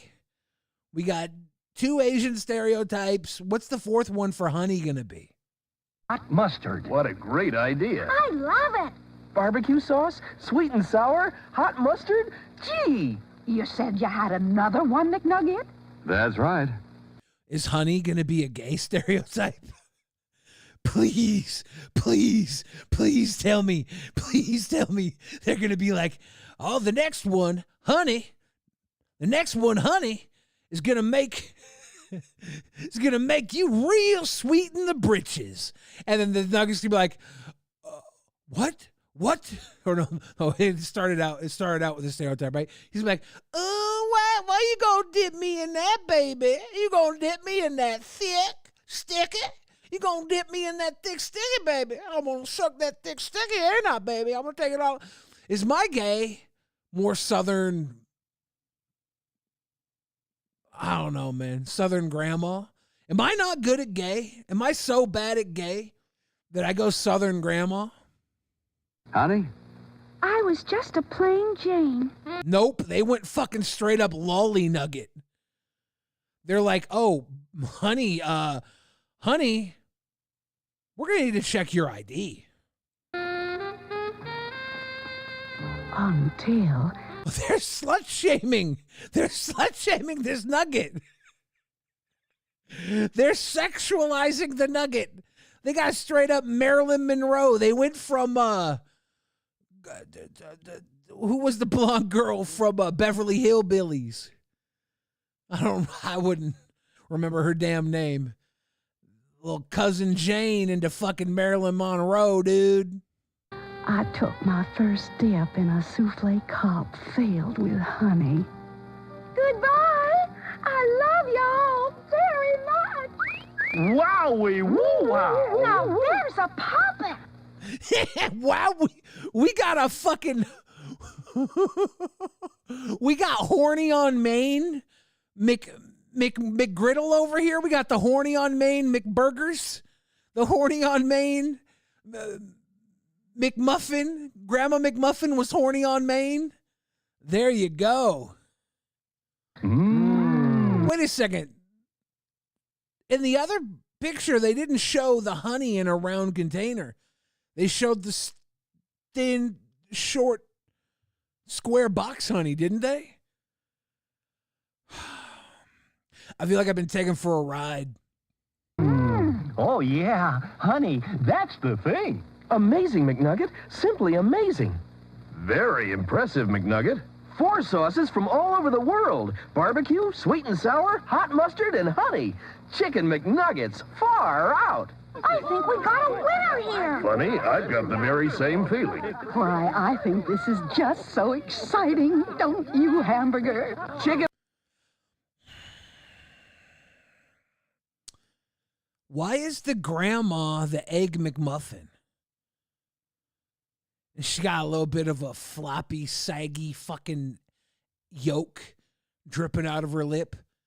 This predates the grandma that got the cup of coffee spilled on her lap and burnt her vagina, right? They're straight up calling their shot, though. They're like, grandmas are going to love McDonald's breakfast until we burn their pussy with hot coffee. McNuggets, on behalf of the entire staff, welcome to our family. May you soon be as famous as Big Mac himself. What's the matter, Mac? You jealous? My dear Fry, you are speaking to America's favorite lunch. That I should be jealous is, of course, absurd. This is, of course, absurd. I gotta tell you, bro, Nuggets kind of fucking outdid the Big Mac. The Big Mac was cool. Did the Quarter Pounder come after the Big Mac or before? They're really making the Big Mac look like a big shot, though. They're not doing him any favors. He doesn't look like the straight up pimp that a Big Mac should be. Big Mac should be like, oh yeah, come on in, Nuggets. We got room for that dip. Let me get a bite of the blonde honey dip nugget. Let me get a little bite of that honey dripper dipper. Let me get some of that honey dripper dipper. Instead, he's like, oh, I'm not worried. I'm America's favorite burger. Hoity-toity, dickhead Big Mac. Ho, ho, ho, ho. I have no problem with Chicken McNuggets as a perfectly viable food product. They were developed by one of the finest chefs of Europe. Yeah, why the fuck did they give Big Mac a Fraser Crane voice? If he's not a European voice, he's uptight Fraser Crane, right? He's some aristocratic dickhead. Fuck Big Mac.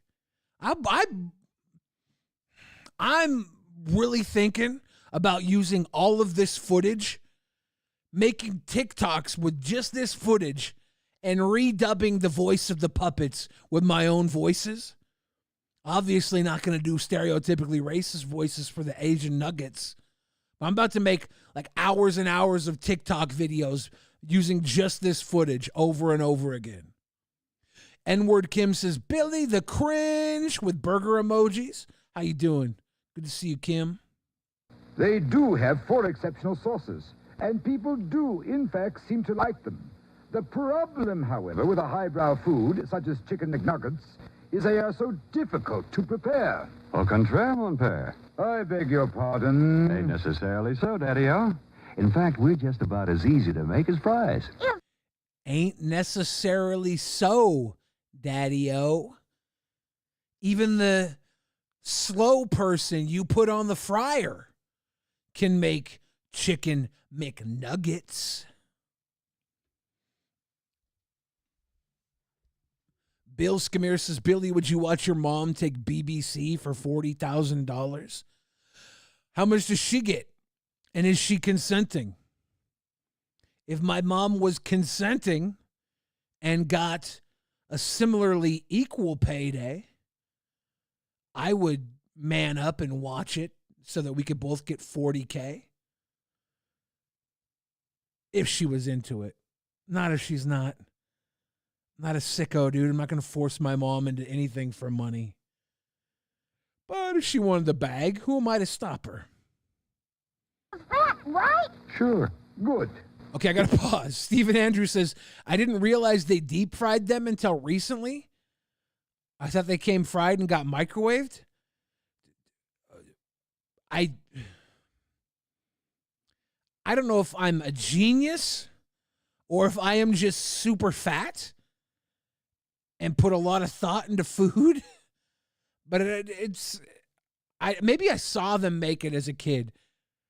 The idea that they would not be fried in the fryer has never crossed my mind. Then I presume you are prepared to train the crew in the various intricacies of your care and preparation? Indeed I am, big guy. Well then, might I suggest you hurry, seeing as we'll be opening our doors in less time than it takes to recite my list of ingredients. Oh my gosh. We've got to get busy. It's almost opening time. Excuse me. Oh, watch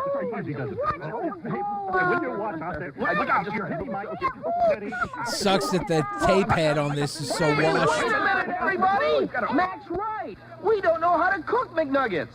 He's right. It's going to make my TikTok videos look weird when they're rainbow washed. It'll take days to learn how to make them. That's the apple pie, right? Chicken McNuggets. The apple pie looks a little too much like the fucking main nugget. I've lined up the world's greatest trainer to help us out.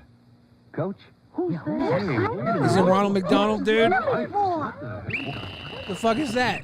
Look alive, shake a leg. Let's have that blackboard. Coach Sit down, Red Pill? shut up, and listen up good. Coke? What's that? Gum in your mouth? 10 laps. Let's move it. Next guy talks. 50 sit-ups. Today's I hate topic. how you couldn't chew gum. Preparing chicken McNuggets.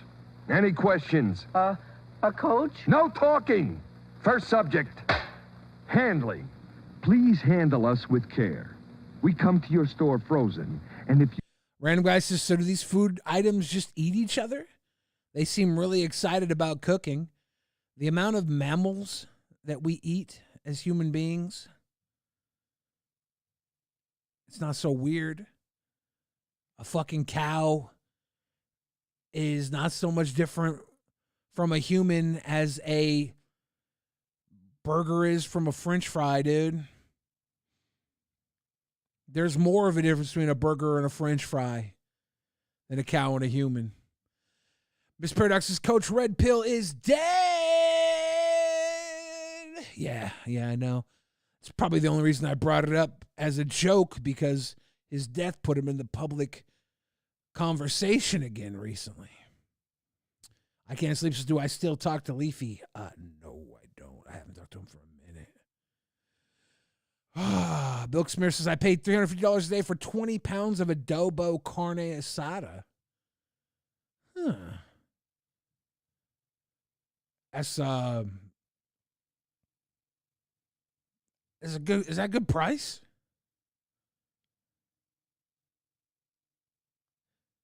Is that a good price? 20 pounds of carne asada is bomb though.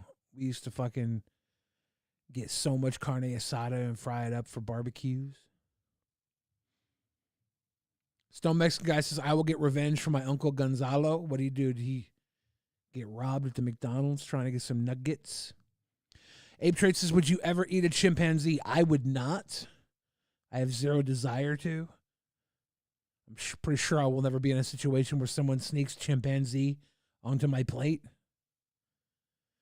Maniac 541 says, can Blade crash on my couch? I don't know. My couch has a bunch of shit on it. If you throw us around in our cases, we could break into pieces and or lose our precious breading. And that would force me to get tough. Next subject, delivery checkout. Crew people check exterior damage to the cases before the cases are stored. I want that McDonald's Management outfit. Checks inside the cases. Do these think they have that? Is it even lime green? Breakage of the pieces. If there's a lime green 1980s McDonald's outfit stuck together, in 5X, I we want have it. been thawed and refrozen. Next, storage. We Chicken McNugget types belong in the walk-in freezer with the fillet portions, away from the freezer door and away from the evaporator. We're stored in stacks no more than 5 high and on skids to allow the air to circulate beneath us, with 2 inches of airspace between the stack and the wall. I never worked at McDonald's, but I used to work at a Domino's Pizza. Should be used first. Any questions? The oldest where do we should store be the used sauces? first. The sauces are delivered in pre-packaged sauce cups, and they're stored in the stock room at room temperature. And that's it for storage. Next subject, setup procedures. First, turn on the Chicken McNugget holding cabinet 1 hour before you're ready to use it. It needs time to heat up. Second, check the fryer temperature. It should be 360 degrees. Third, check the cooking computer to make sure the power's turned on. Loving the It will way make these automatic buttons look. computerized timing adjustments for different sized McNugget loads. This is like a sci-fi It has movie. an automatic duty timer that tells you when to shake the basket. And it is also the signal to drop the next basket when you are in the drop-pull mode of production. How about that, huh? If they make it any easier, you guys are gonna really get flabby. Okay, total cooking time, about 4 minutes and 15 seconds. Hamburger, how long does it take to cook Chicken McNuggets? 4 minutes, 15 seconds, sir. Right. Now, the duty timer is gonna go off. I see in the chat, Francis Dollarhide says you're going to get on next season of Fish Tank. I haven't been following this season very closely. Have they had a slippery floor this season? Remember season 1 when Fatty fucking tumbled down the stairs and Brandon Buckingham was sliding around everywhere? I will not go on Fish Tank if the floor is slippery. That's like my only rule. Because if I fall, I'll be Humpty Dumpty, dude. They won't be able to put them back together again. In the middle of the cooking time to remind you to shake that basket so we won't go sticking together. Now that's going to sound at 2 minutes and 20 seconds. You got to shake that basket, Space Girl knows. What's the setting for the duty timer? 2 minutes and 20 seconds, sir. Way to go! All right. Who said 220 on the fries were duty stupid? timer. Next, load the portable freezer with bags of Chicken McNuggets, Got some making sure you freezer got loads? enough for the rush hour. But be sure not to overstock. This freezer is located right next to the fry station. Fuck. Next. Why don't I have stock a the nugget sauces. freezer in my house? Take the sauces to the front counter and store them in the McNugget sauce holder. They still There are got sauce 5 holders bins to in the this day. holder, and the Random extra guy. bin Random is for Guy storing additional 2024 supplies of your donated store's $10. Love you, sweet boy. Love you too, Random Guy. Thank you for the random tenor. Big fan of your money. Appreciate you, brother. asked for sauce. And that's it for the setup procedures. Yeah, that boy, Coke. Go get yourself some ice. Coke Next is subject, burnt. cooking procedures. So simple, even a hamburger could do it. I resent that. You resent that? I resent that. You're going to give me 20. But after I tell you how to He cook just us punked the McNuggets. hamburger out. Now, you can't miss out on this. It's too important. First step, load the basket away I do prefer from the the sweet and back. sour sauce at Dropping McDonald's. in the amount of McNuggets you want and making sure that none of us are stuck together. Now, if we are, separate us, or we will cook improperly. Yeah, you ever get a stuck Chicken nugget? McNuggets are cooked frozen and should not be allowed to thaw. I hate Now, stuck you can nuggies. cook a partial bag, or a half bag, or a full bag. The production caller will tell you how many, depending on the hour. Each fry basket can cook a maximum of 1 bag. Second step, start cooking. Lower the basket I really into want the a fryer. fucking lime green 1980s Activate McDonald's the computer. outfit. Then, after 2 I might minutes and hire 20 somebody to seconds, make it for you'll me. hear this sound.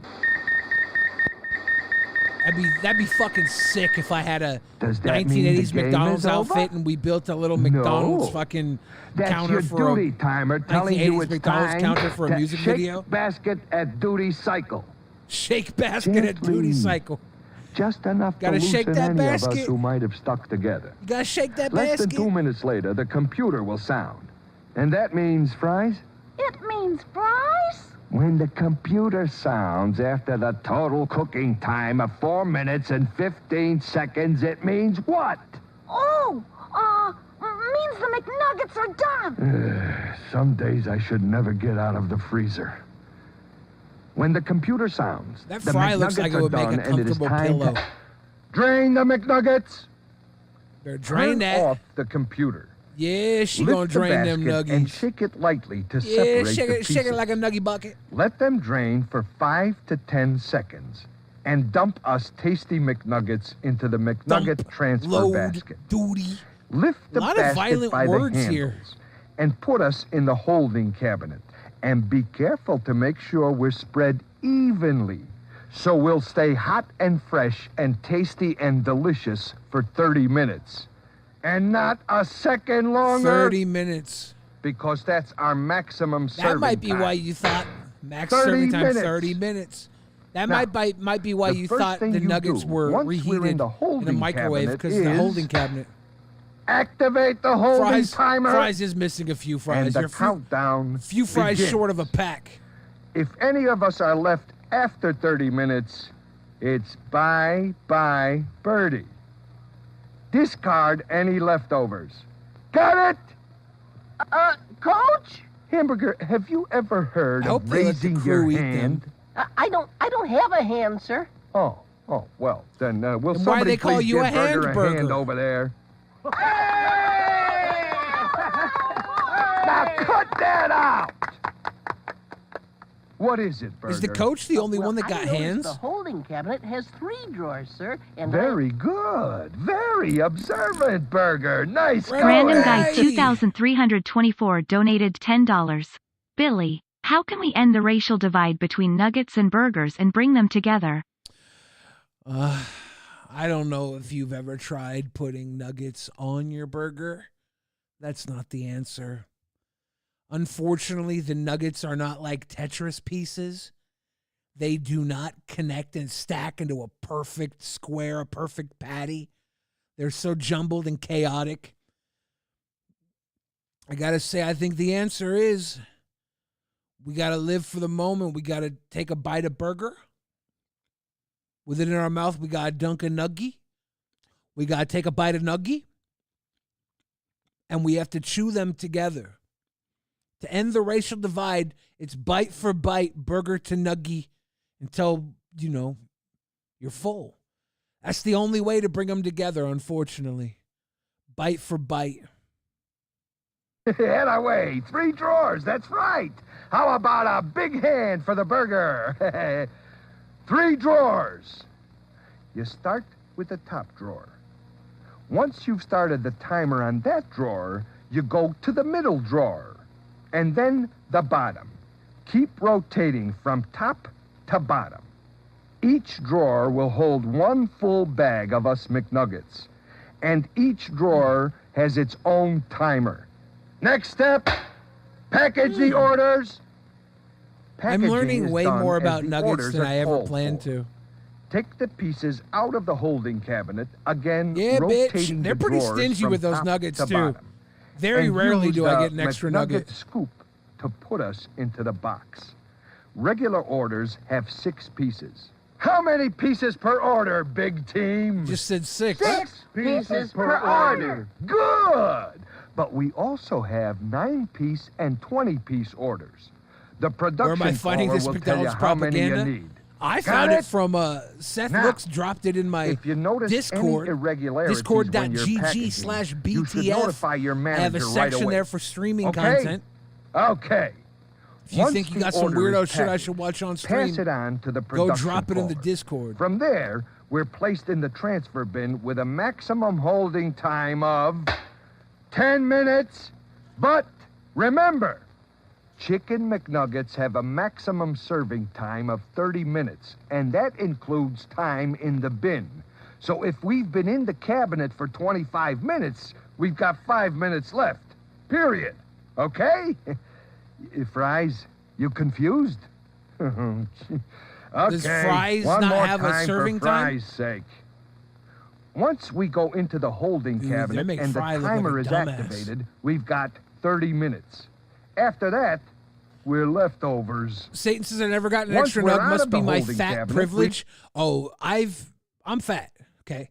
So you have to understand I've probably upped the average of fast food visits in my life. Probably had more fast food visits than the average person is what I'm saying. The majority of time where I would get an extra nugget, and this is very, very rare, but not as rare of just a flat out extra nugget. The majority of the time I get an extra nugget, it's when the two nuggets are fused together because they were not separated in cooking. So you get like a fucking boot and a round, and it's like together. And sometimes that really sucks because if you peel them apart, you'll see the inside of the nugget was not cooked as thoroughly as it should be. Those are the bummer bonus nuggets. But every once in a while, I've gotten like a fucking an 11 cut in a tenner, you know? It happens. We've got 10 minutes. But if we've been cooped up in the cabinet for 26 minutes, we've only got 4 minutes left in the transfer bin. Okay? Now, believe it or not, that's all there is to cooking chicken McNuggets. You see how simple, Fries? Hey, Fries, when you gonna get that haircut, huh? All right, big team. Who wants shorter all fries? Together.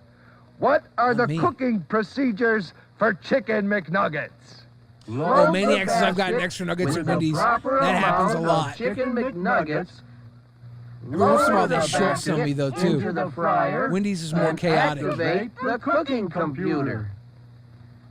When the duty timer sounds, shake the basket. Feel like to she's about to separate the pieces. blow up Alderaan. When the computer All this shit looks sounds, like 1980s turn Death it Star off. tech. Lift the basket and hang it They're on pledging the rack. allegiance to how to make nuggies. Let the basket drain for 5 to 10 seconds. Then empty on the McNugget transfer basket. Put the I might use them McNuggets talking. in I the might use holding this found cabinet footage in a music video and have them activate sing the holding chorus in one of my timer. music videos. Package the orders as they are called for. 6 pieces per order. Unless the customer wants And 9 not or Jeff 20. Holiday pilled on And Wendy's. pass them to the production caller. Very good, team. Okay. Hold it just a minute. Hold on, will you? Hold on. Hold on. We still got to talk about closing procedures. Hey, come on, would you? Apply yourselves already. Hey, of the Matt, people come doing on the over here and voiceover I'll work tell you for all this about shit? closing procedures. It's work is work, dude. Well, closing is pretty simple, really. Fan. Turn off Cheers. the fryer and store any remaining McNuggets in the walk-in freezer. Hey, and don't forget to turn off the holding cabinet. And open the drawers partway so they can cool down. And discard any leftovers. Hey, move it, Pipsqueak. Hey, you know what? Coach I is just bet you we bullying can do it everybody. on the first try. Oh, sure. No problem. It's all up to the crew to prepare them right and then suggest them to the customer. I like how the Big Mac. That's the key. Just say, He looks kinda like "Welcome that to McDonald's. Have you old tried fake chicken dog McNuggets? duty you would Describe buy." it, answer any questions, and it'll be a smashing success." Mac, I'm surprised at you. Well, after all, McNugget, that's the way I got my start. Way to go, Big Mac. Big Mac wasn't as snooty as we all thought he would be. Ladies and gentlemen, please rewind tape before moving from machine. That good shit right there. That's that good shit. I love that 1980s training video. All training videos can be pretty fucking fun. Like the ones where they rap from the early 90s. Those are so cringe. Those are so terrible. Nightmare fuel. I need to make an intro for this segment. And it's going to be me photoshopped into a McDonald's uniform or a training uniform. And the intro will have like some flashy 1980s shit behind me. And it will just play the song, "Nah, why don't you get a job?" And then boom, we'll go watch the training video segment. for the intro video. I'm going to teach you guys how to do things in life. Tonight, you just added nugget cooking to your training skills. You know how brilliant that is? You learned something today, whether you noticed it or not. There was a day in 1983 when everyone had to come to work early to watch this video. That fucking sucks. That fucking sucks. Well, we got to go in early today. Apparently there's this new McNugget coming. We're going to have to sit down and watch us a video about it. I sure hope it doesn't have any racial stereotypes. I sure am tired of being stereotyped just because I'm Asian. And then he's sitting there. Some poor fucking Asian guy in South Carolina. He's watching a nugget yellow face him. And he's like, oh, God, that was horrible. That was fucking horrible. I'm glad that's over with. And the second that one's over, he gets a second yellow-faced nugget. That poor son of a bitch. He's like, I got a southern accent, man. My family's been in South Carolina for 2 generations. And I'm getting double fucking yellow-faced over some nuggets. Half an hour early for work. I'm going to quit this job.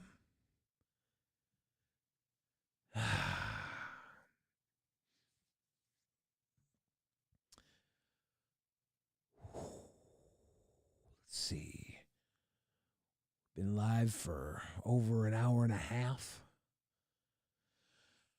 I think we might watch one more video. How do you guys feel about Japanese vending machine culture?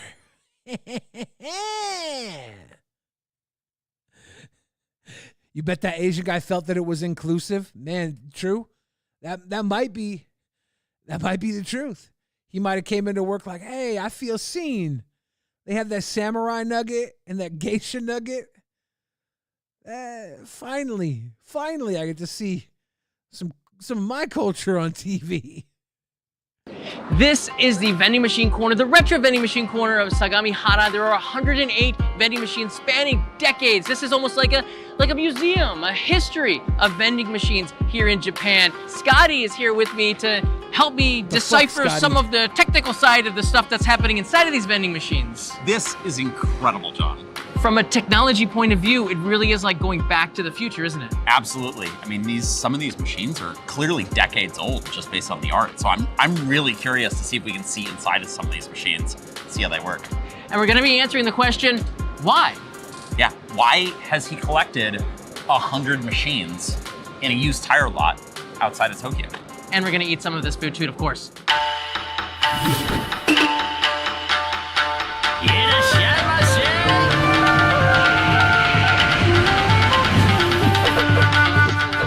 Might be a little too fucking loud. I'm gonna turn the volume down a bit. Only in Japan. Only in Japan. Sagamihara is a 1-hour drive from central Tokyo, and right away, driving straight to the machines, I could understand why they call it Vending Machine Park. Yeah, dude, are they going to have panty vending machines? You guys think they'll have panties here? So many Japanese vending machines you can't see anywhere else. Those old Pepsi machines are buck-ass nasty. Stuff that looks like it I kind of want one. I don't know, decades for sure. Really interesting, I think, out of everything is that there are machines that sell things we would never expect to find in a vending machine, like hot meals. This one has like hot noodles and dumplings and things like that we would just never. I wouldn't conceive of getting out of a vending fucking machine bowl like this right on the side there. of the road. Super cool. Queen. We'll try eating some of the items shortly, but first, let's find out what the deal is with this place. We found the owner, Saito-san, fixing an old coffee vending machine. A part is broken, and it seems the coffee wasn't dispensing properly. When something breaks, you can't just order parts as simply as before. It sometimes requires making the parts yourself. King. Fucking love this guy.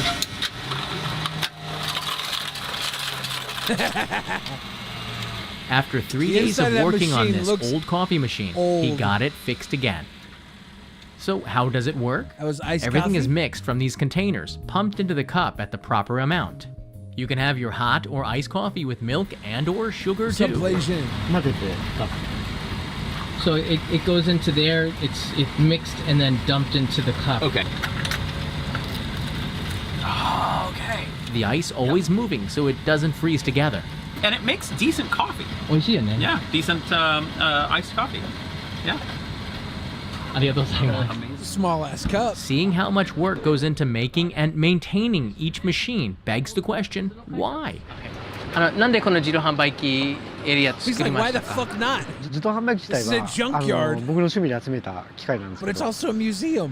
でもともと本業の方は It's his タイヤさんなんでタイヤさんを My や main り business な is が a ら趣味 tire で集めた shop. 自販機 The vending machine を area is my side job. お客さん待たしたんでなんか楽しめることないかと思って Fucking guy's 数台設置して I wanted to provide something fun while they した wait の for が their tires to こう get きっかけなんで changed. すけど I なんか started お off 客さ with ん a 喜 couple ぶ of んで machines, and that made them もっといっ very ぱいやった方がいい happy. のかなと I 思っ wanted て to have で more 並びで machines 今 for them. 108 Now 台 we にな have った感じです 108 machines.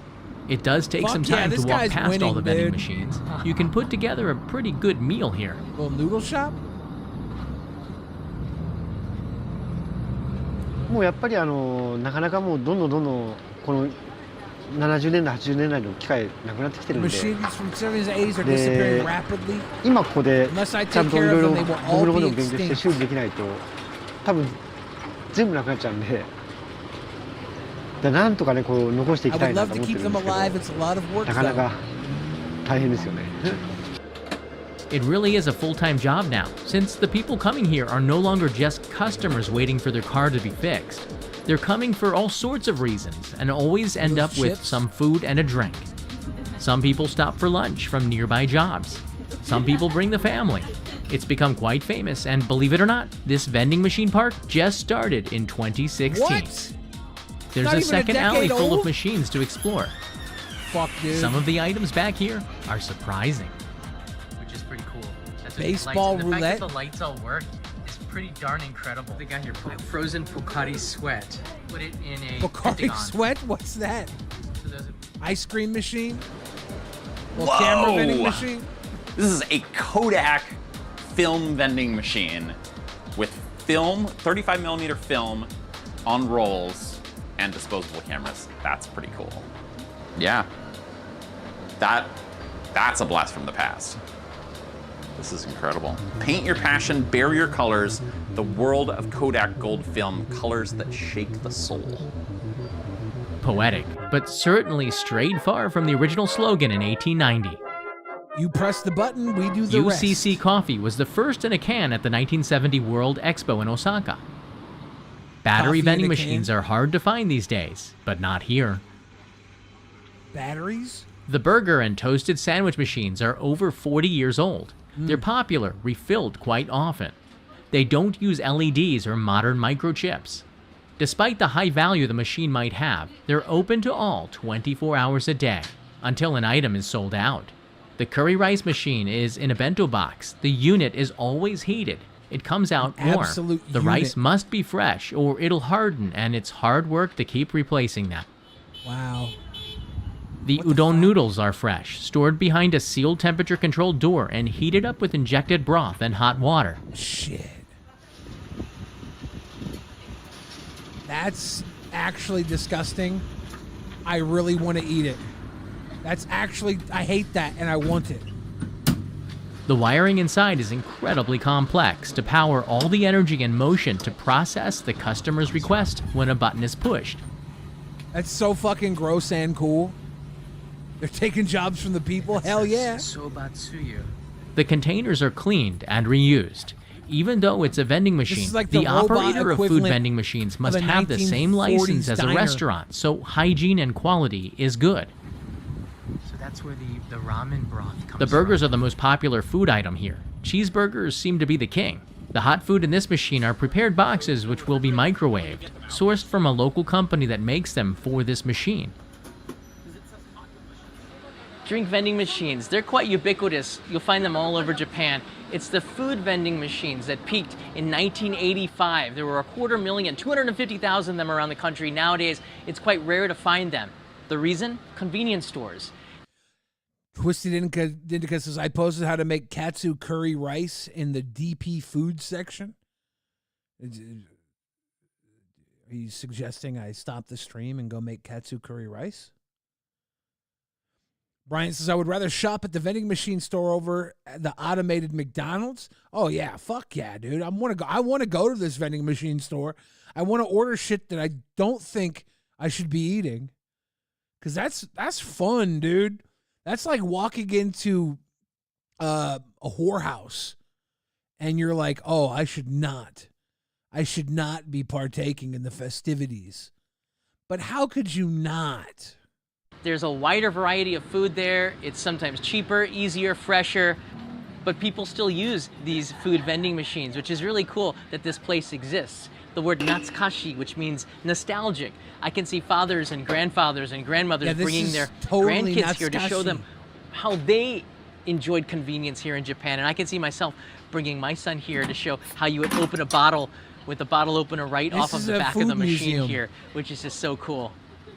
I wouldn't want to eat here every day, but I kind of want to do it once. 向こうにあるカレーってちゃんとお皿にこう Machine puts rice on the plate and pours curry on top of that. でそれが機械の中 They で do it all inside the machine. I want to see that one. 27秒 It takes 27 This seconds. particular curry rice machine is the only one remaining in Japan. Those Wow. bowls of rice made in-house a few times a day.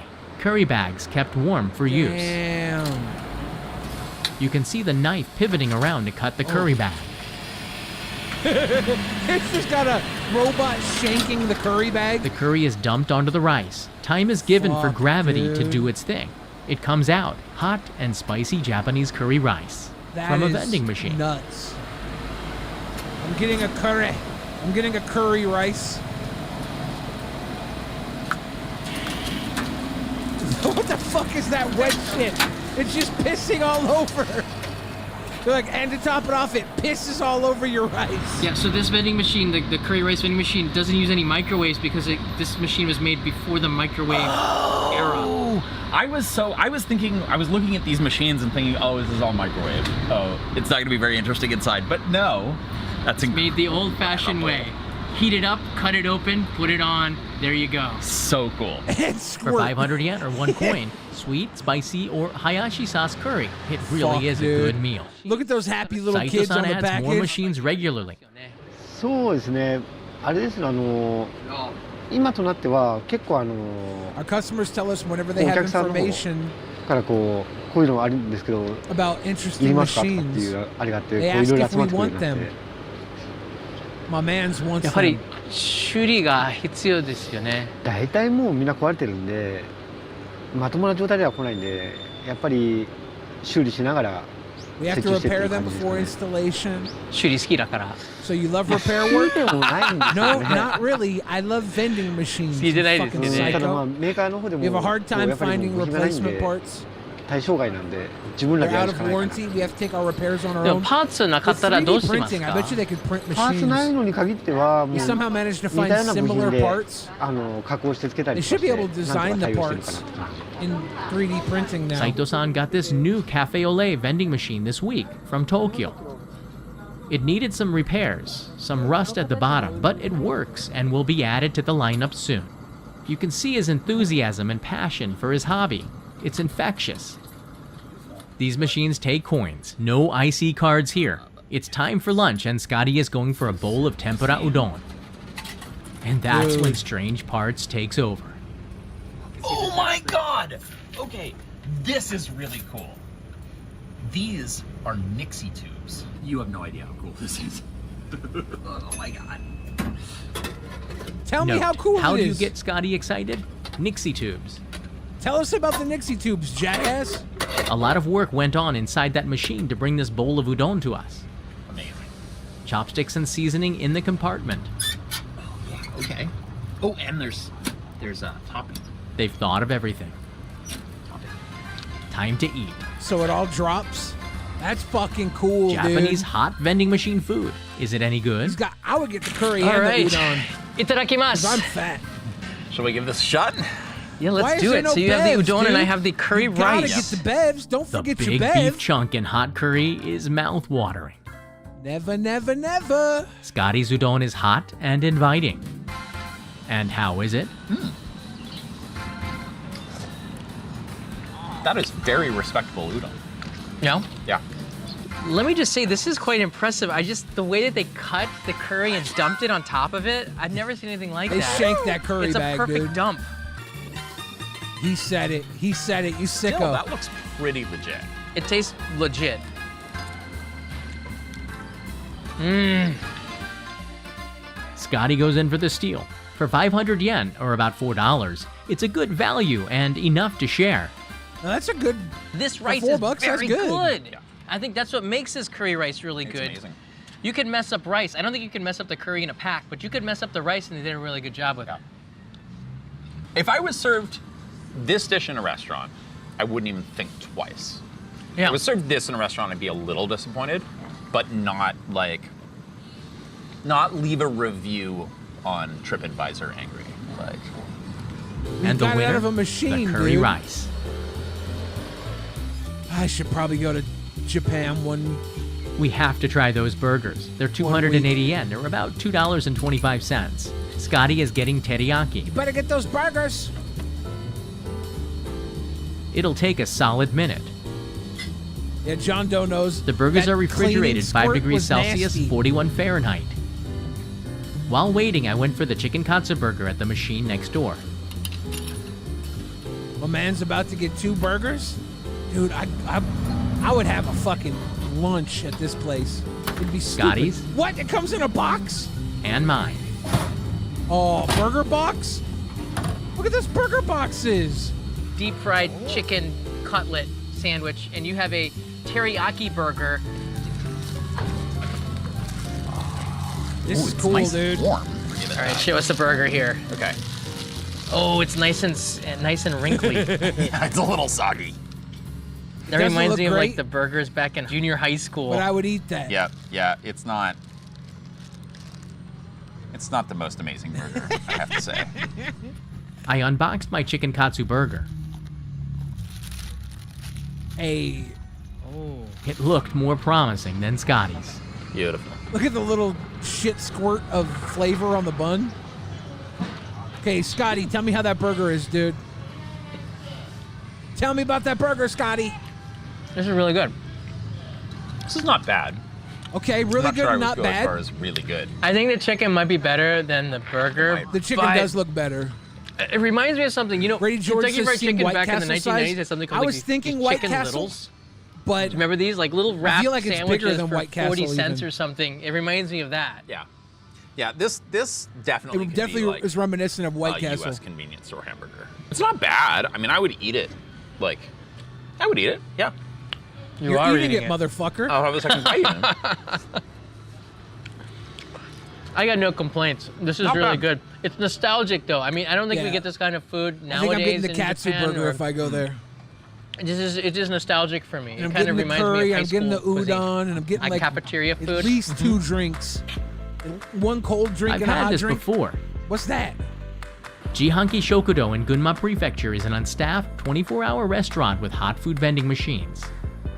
The sandwich machine is the same, 2 kinds, toasted below for about a minute.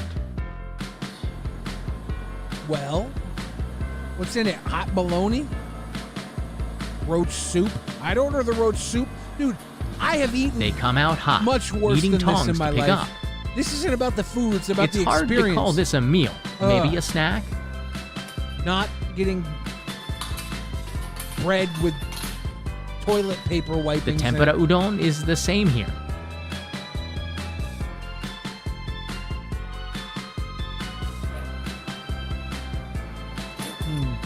The ramen left a lot to be desired. Cheers, GMB. It'll fill you up, but it's more about the experience for me.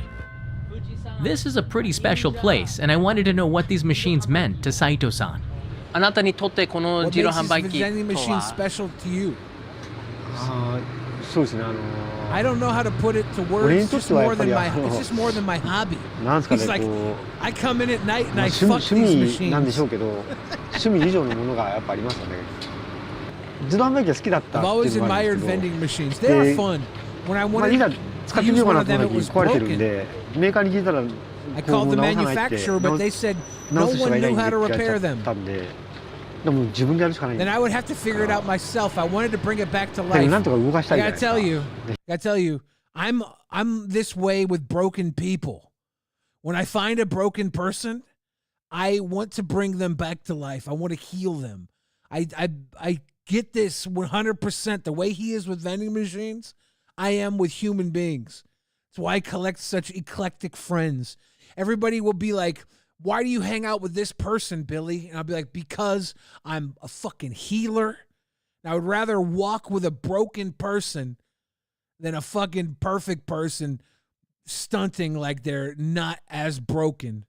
Because broken people are honest. Their pain is honest. All these perfect people are usually sickos with a facade hiding the dirty stuff they do at night. Which could be fun too, as long as it's legal, or at least not hurting animals or people. 必死ですよね、だからね。 When you know about the hard work that went into resurrecting these machines, keeping them alive sometimes more than half a century later, you get a lot more respect for what Saito-san is trying to do here. Man, he you had can my feel respect the love he before I has learned for this this. Vending machines can be more than just a vending machine. One drink for the road. Scotty has his eyes on this yuzu Dude, whatever that angry sumo face is, I want that drink. I don't care what it is. It could be dog piss, and I would still buy it. soda. He gets the one next to it. What are you, a psycho? Show me what you got here. Welcome drink. All the way from Kochi Prefecture in Shikoku. Get the Mega Pachi, dude. I cannot believe we got Coca-Cola and other drinks here. Welcome drink. This is in a bottle. I haven't had this in ages. Kampai? I always wanted to chug a bottle of soda pop like it's 1958. How have you not had a bottle of soda pop like it's 1958? I came from 1958. I've had like 8 of these. What the fuck's wrong with you?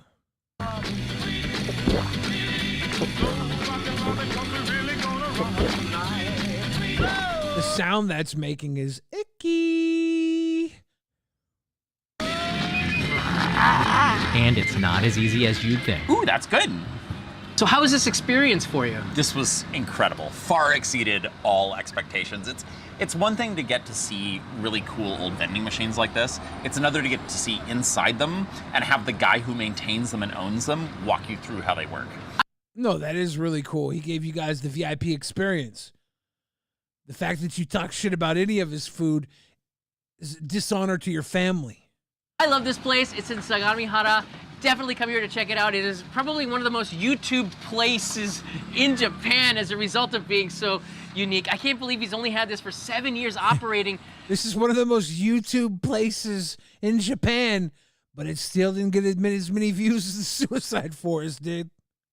So in That another blows me away. yeah, in another 10 years, they might even have even more machines, He's which not is gonna have any crazy. tires left. It's gonna be all vending machines. I think that might end up being his hobby turns into his main business. Yeah. Thanks everybody for watching. If you have any questions, leave them in the comments below. And if you liked it, subscribe and I'll see you in another adventure as I take it every corner of this amazing country. Mata ne. Only in Japan. That was fun. That was fun. We sometimes we go on a little trip to where the vending machines are plentiful, where the claw machines are plentiful, the casinos are plentiful. Sometimes we just go on a little trip. So don't trip, chocolate chip. You don't have to leave your house to see the world. You can sit here with me. I'll be your tour guide.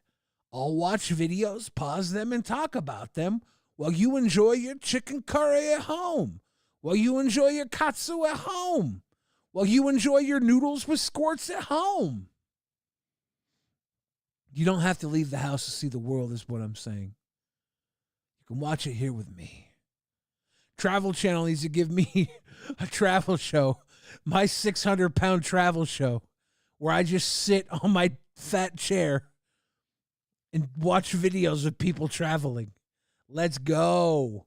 I'm like, hey guys, Belly of Fridge here. Too fat to get out of my house. I've been getting takeout all week. Shit myself. But cool thing is, I have correspondents in all these countries running out and taping videos for me. So I'm going to sit here and watch them and talk about them with you. You don't have to leave your house because I can't. Travel world with Belly the Fridge. Can we pitch my 600-pound travel channel to the Travel Channel? Is this not the best idea of all time? Need to give me an upfront. Give me a fucking paycheck, Discovery Plus or whatever the hell channel's going to buy this. TLC.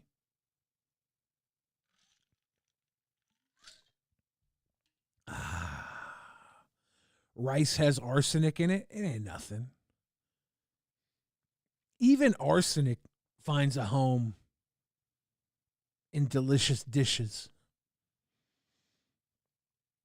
Half the machines are infested with roaches. We don't care. I will eat a cockroach. I will eat a cockroach just to eat out of one of these fucking historic vending machines. I'm not a priss. I would not want to eat here every day. I would not probably want to eat here more than once. So you know when I go, I'm overeating. Because I'm trying to taste all the stupid shit. All the dumb stuff. If something's dumb, I'm buying it. And I'm at least sipping it and biting it. And I might even buy a little stupid camera to take a picture of my fat face and all the stupid stuff I've bought out of the vending machines. Because I'm nuts.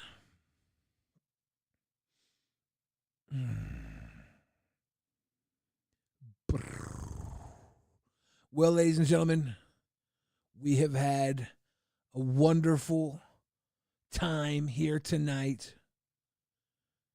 It's a easy little night.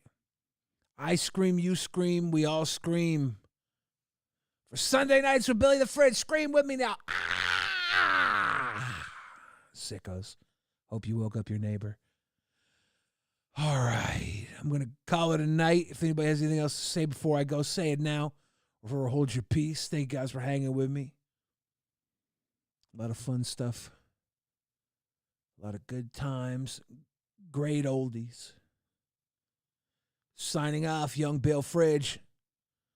Wash your peckers, Juma P. Maybe I'll come see you at the Kill Tony show. Who knows? Lord Vega. Every time I hop in, you're leaving. I know, bro. Good to see you, though. Shit. Good to see you. I hope you're having a good night.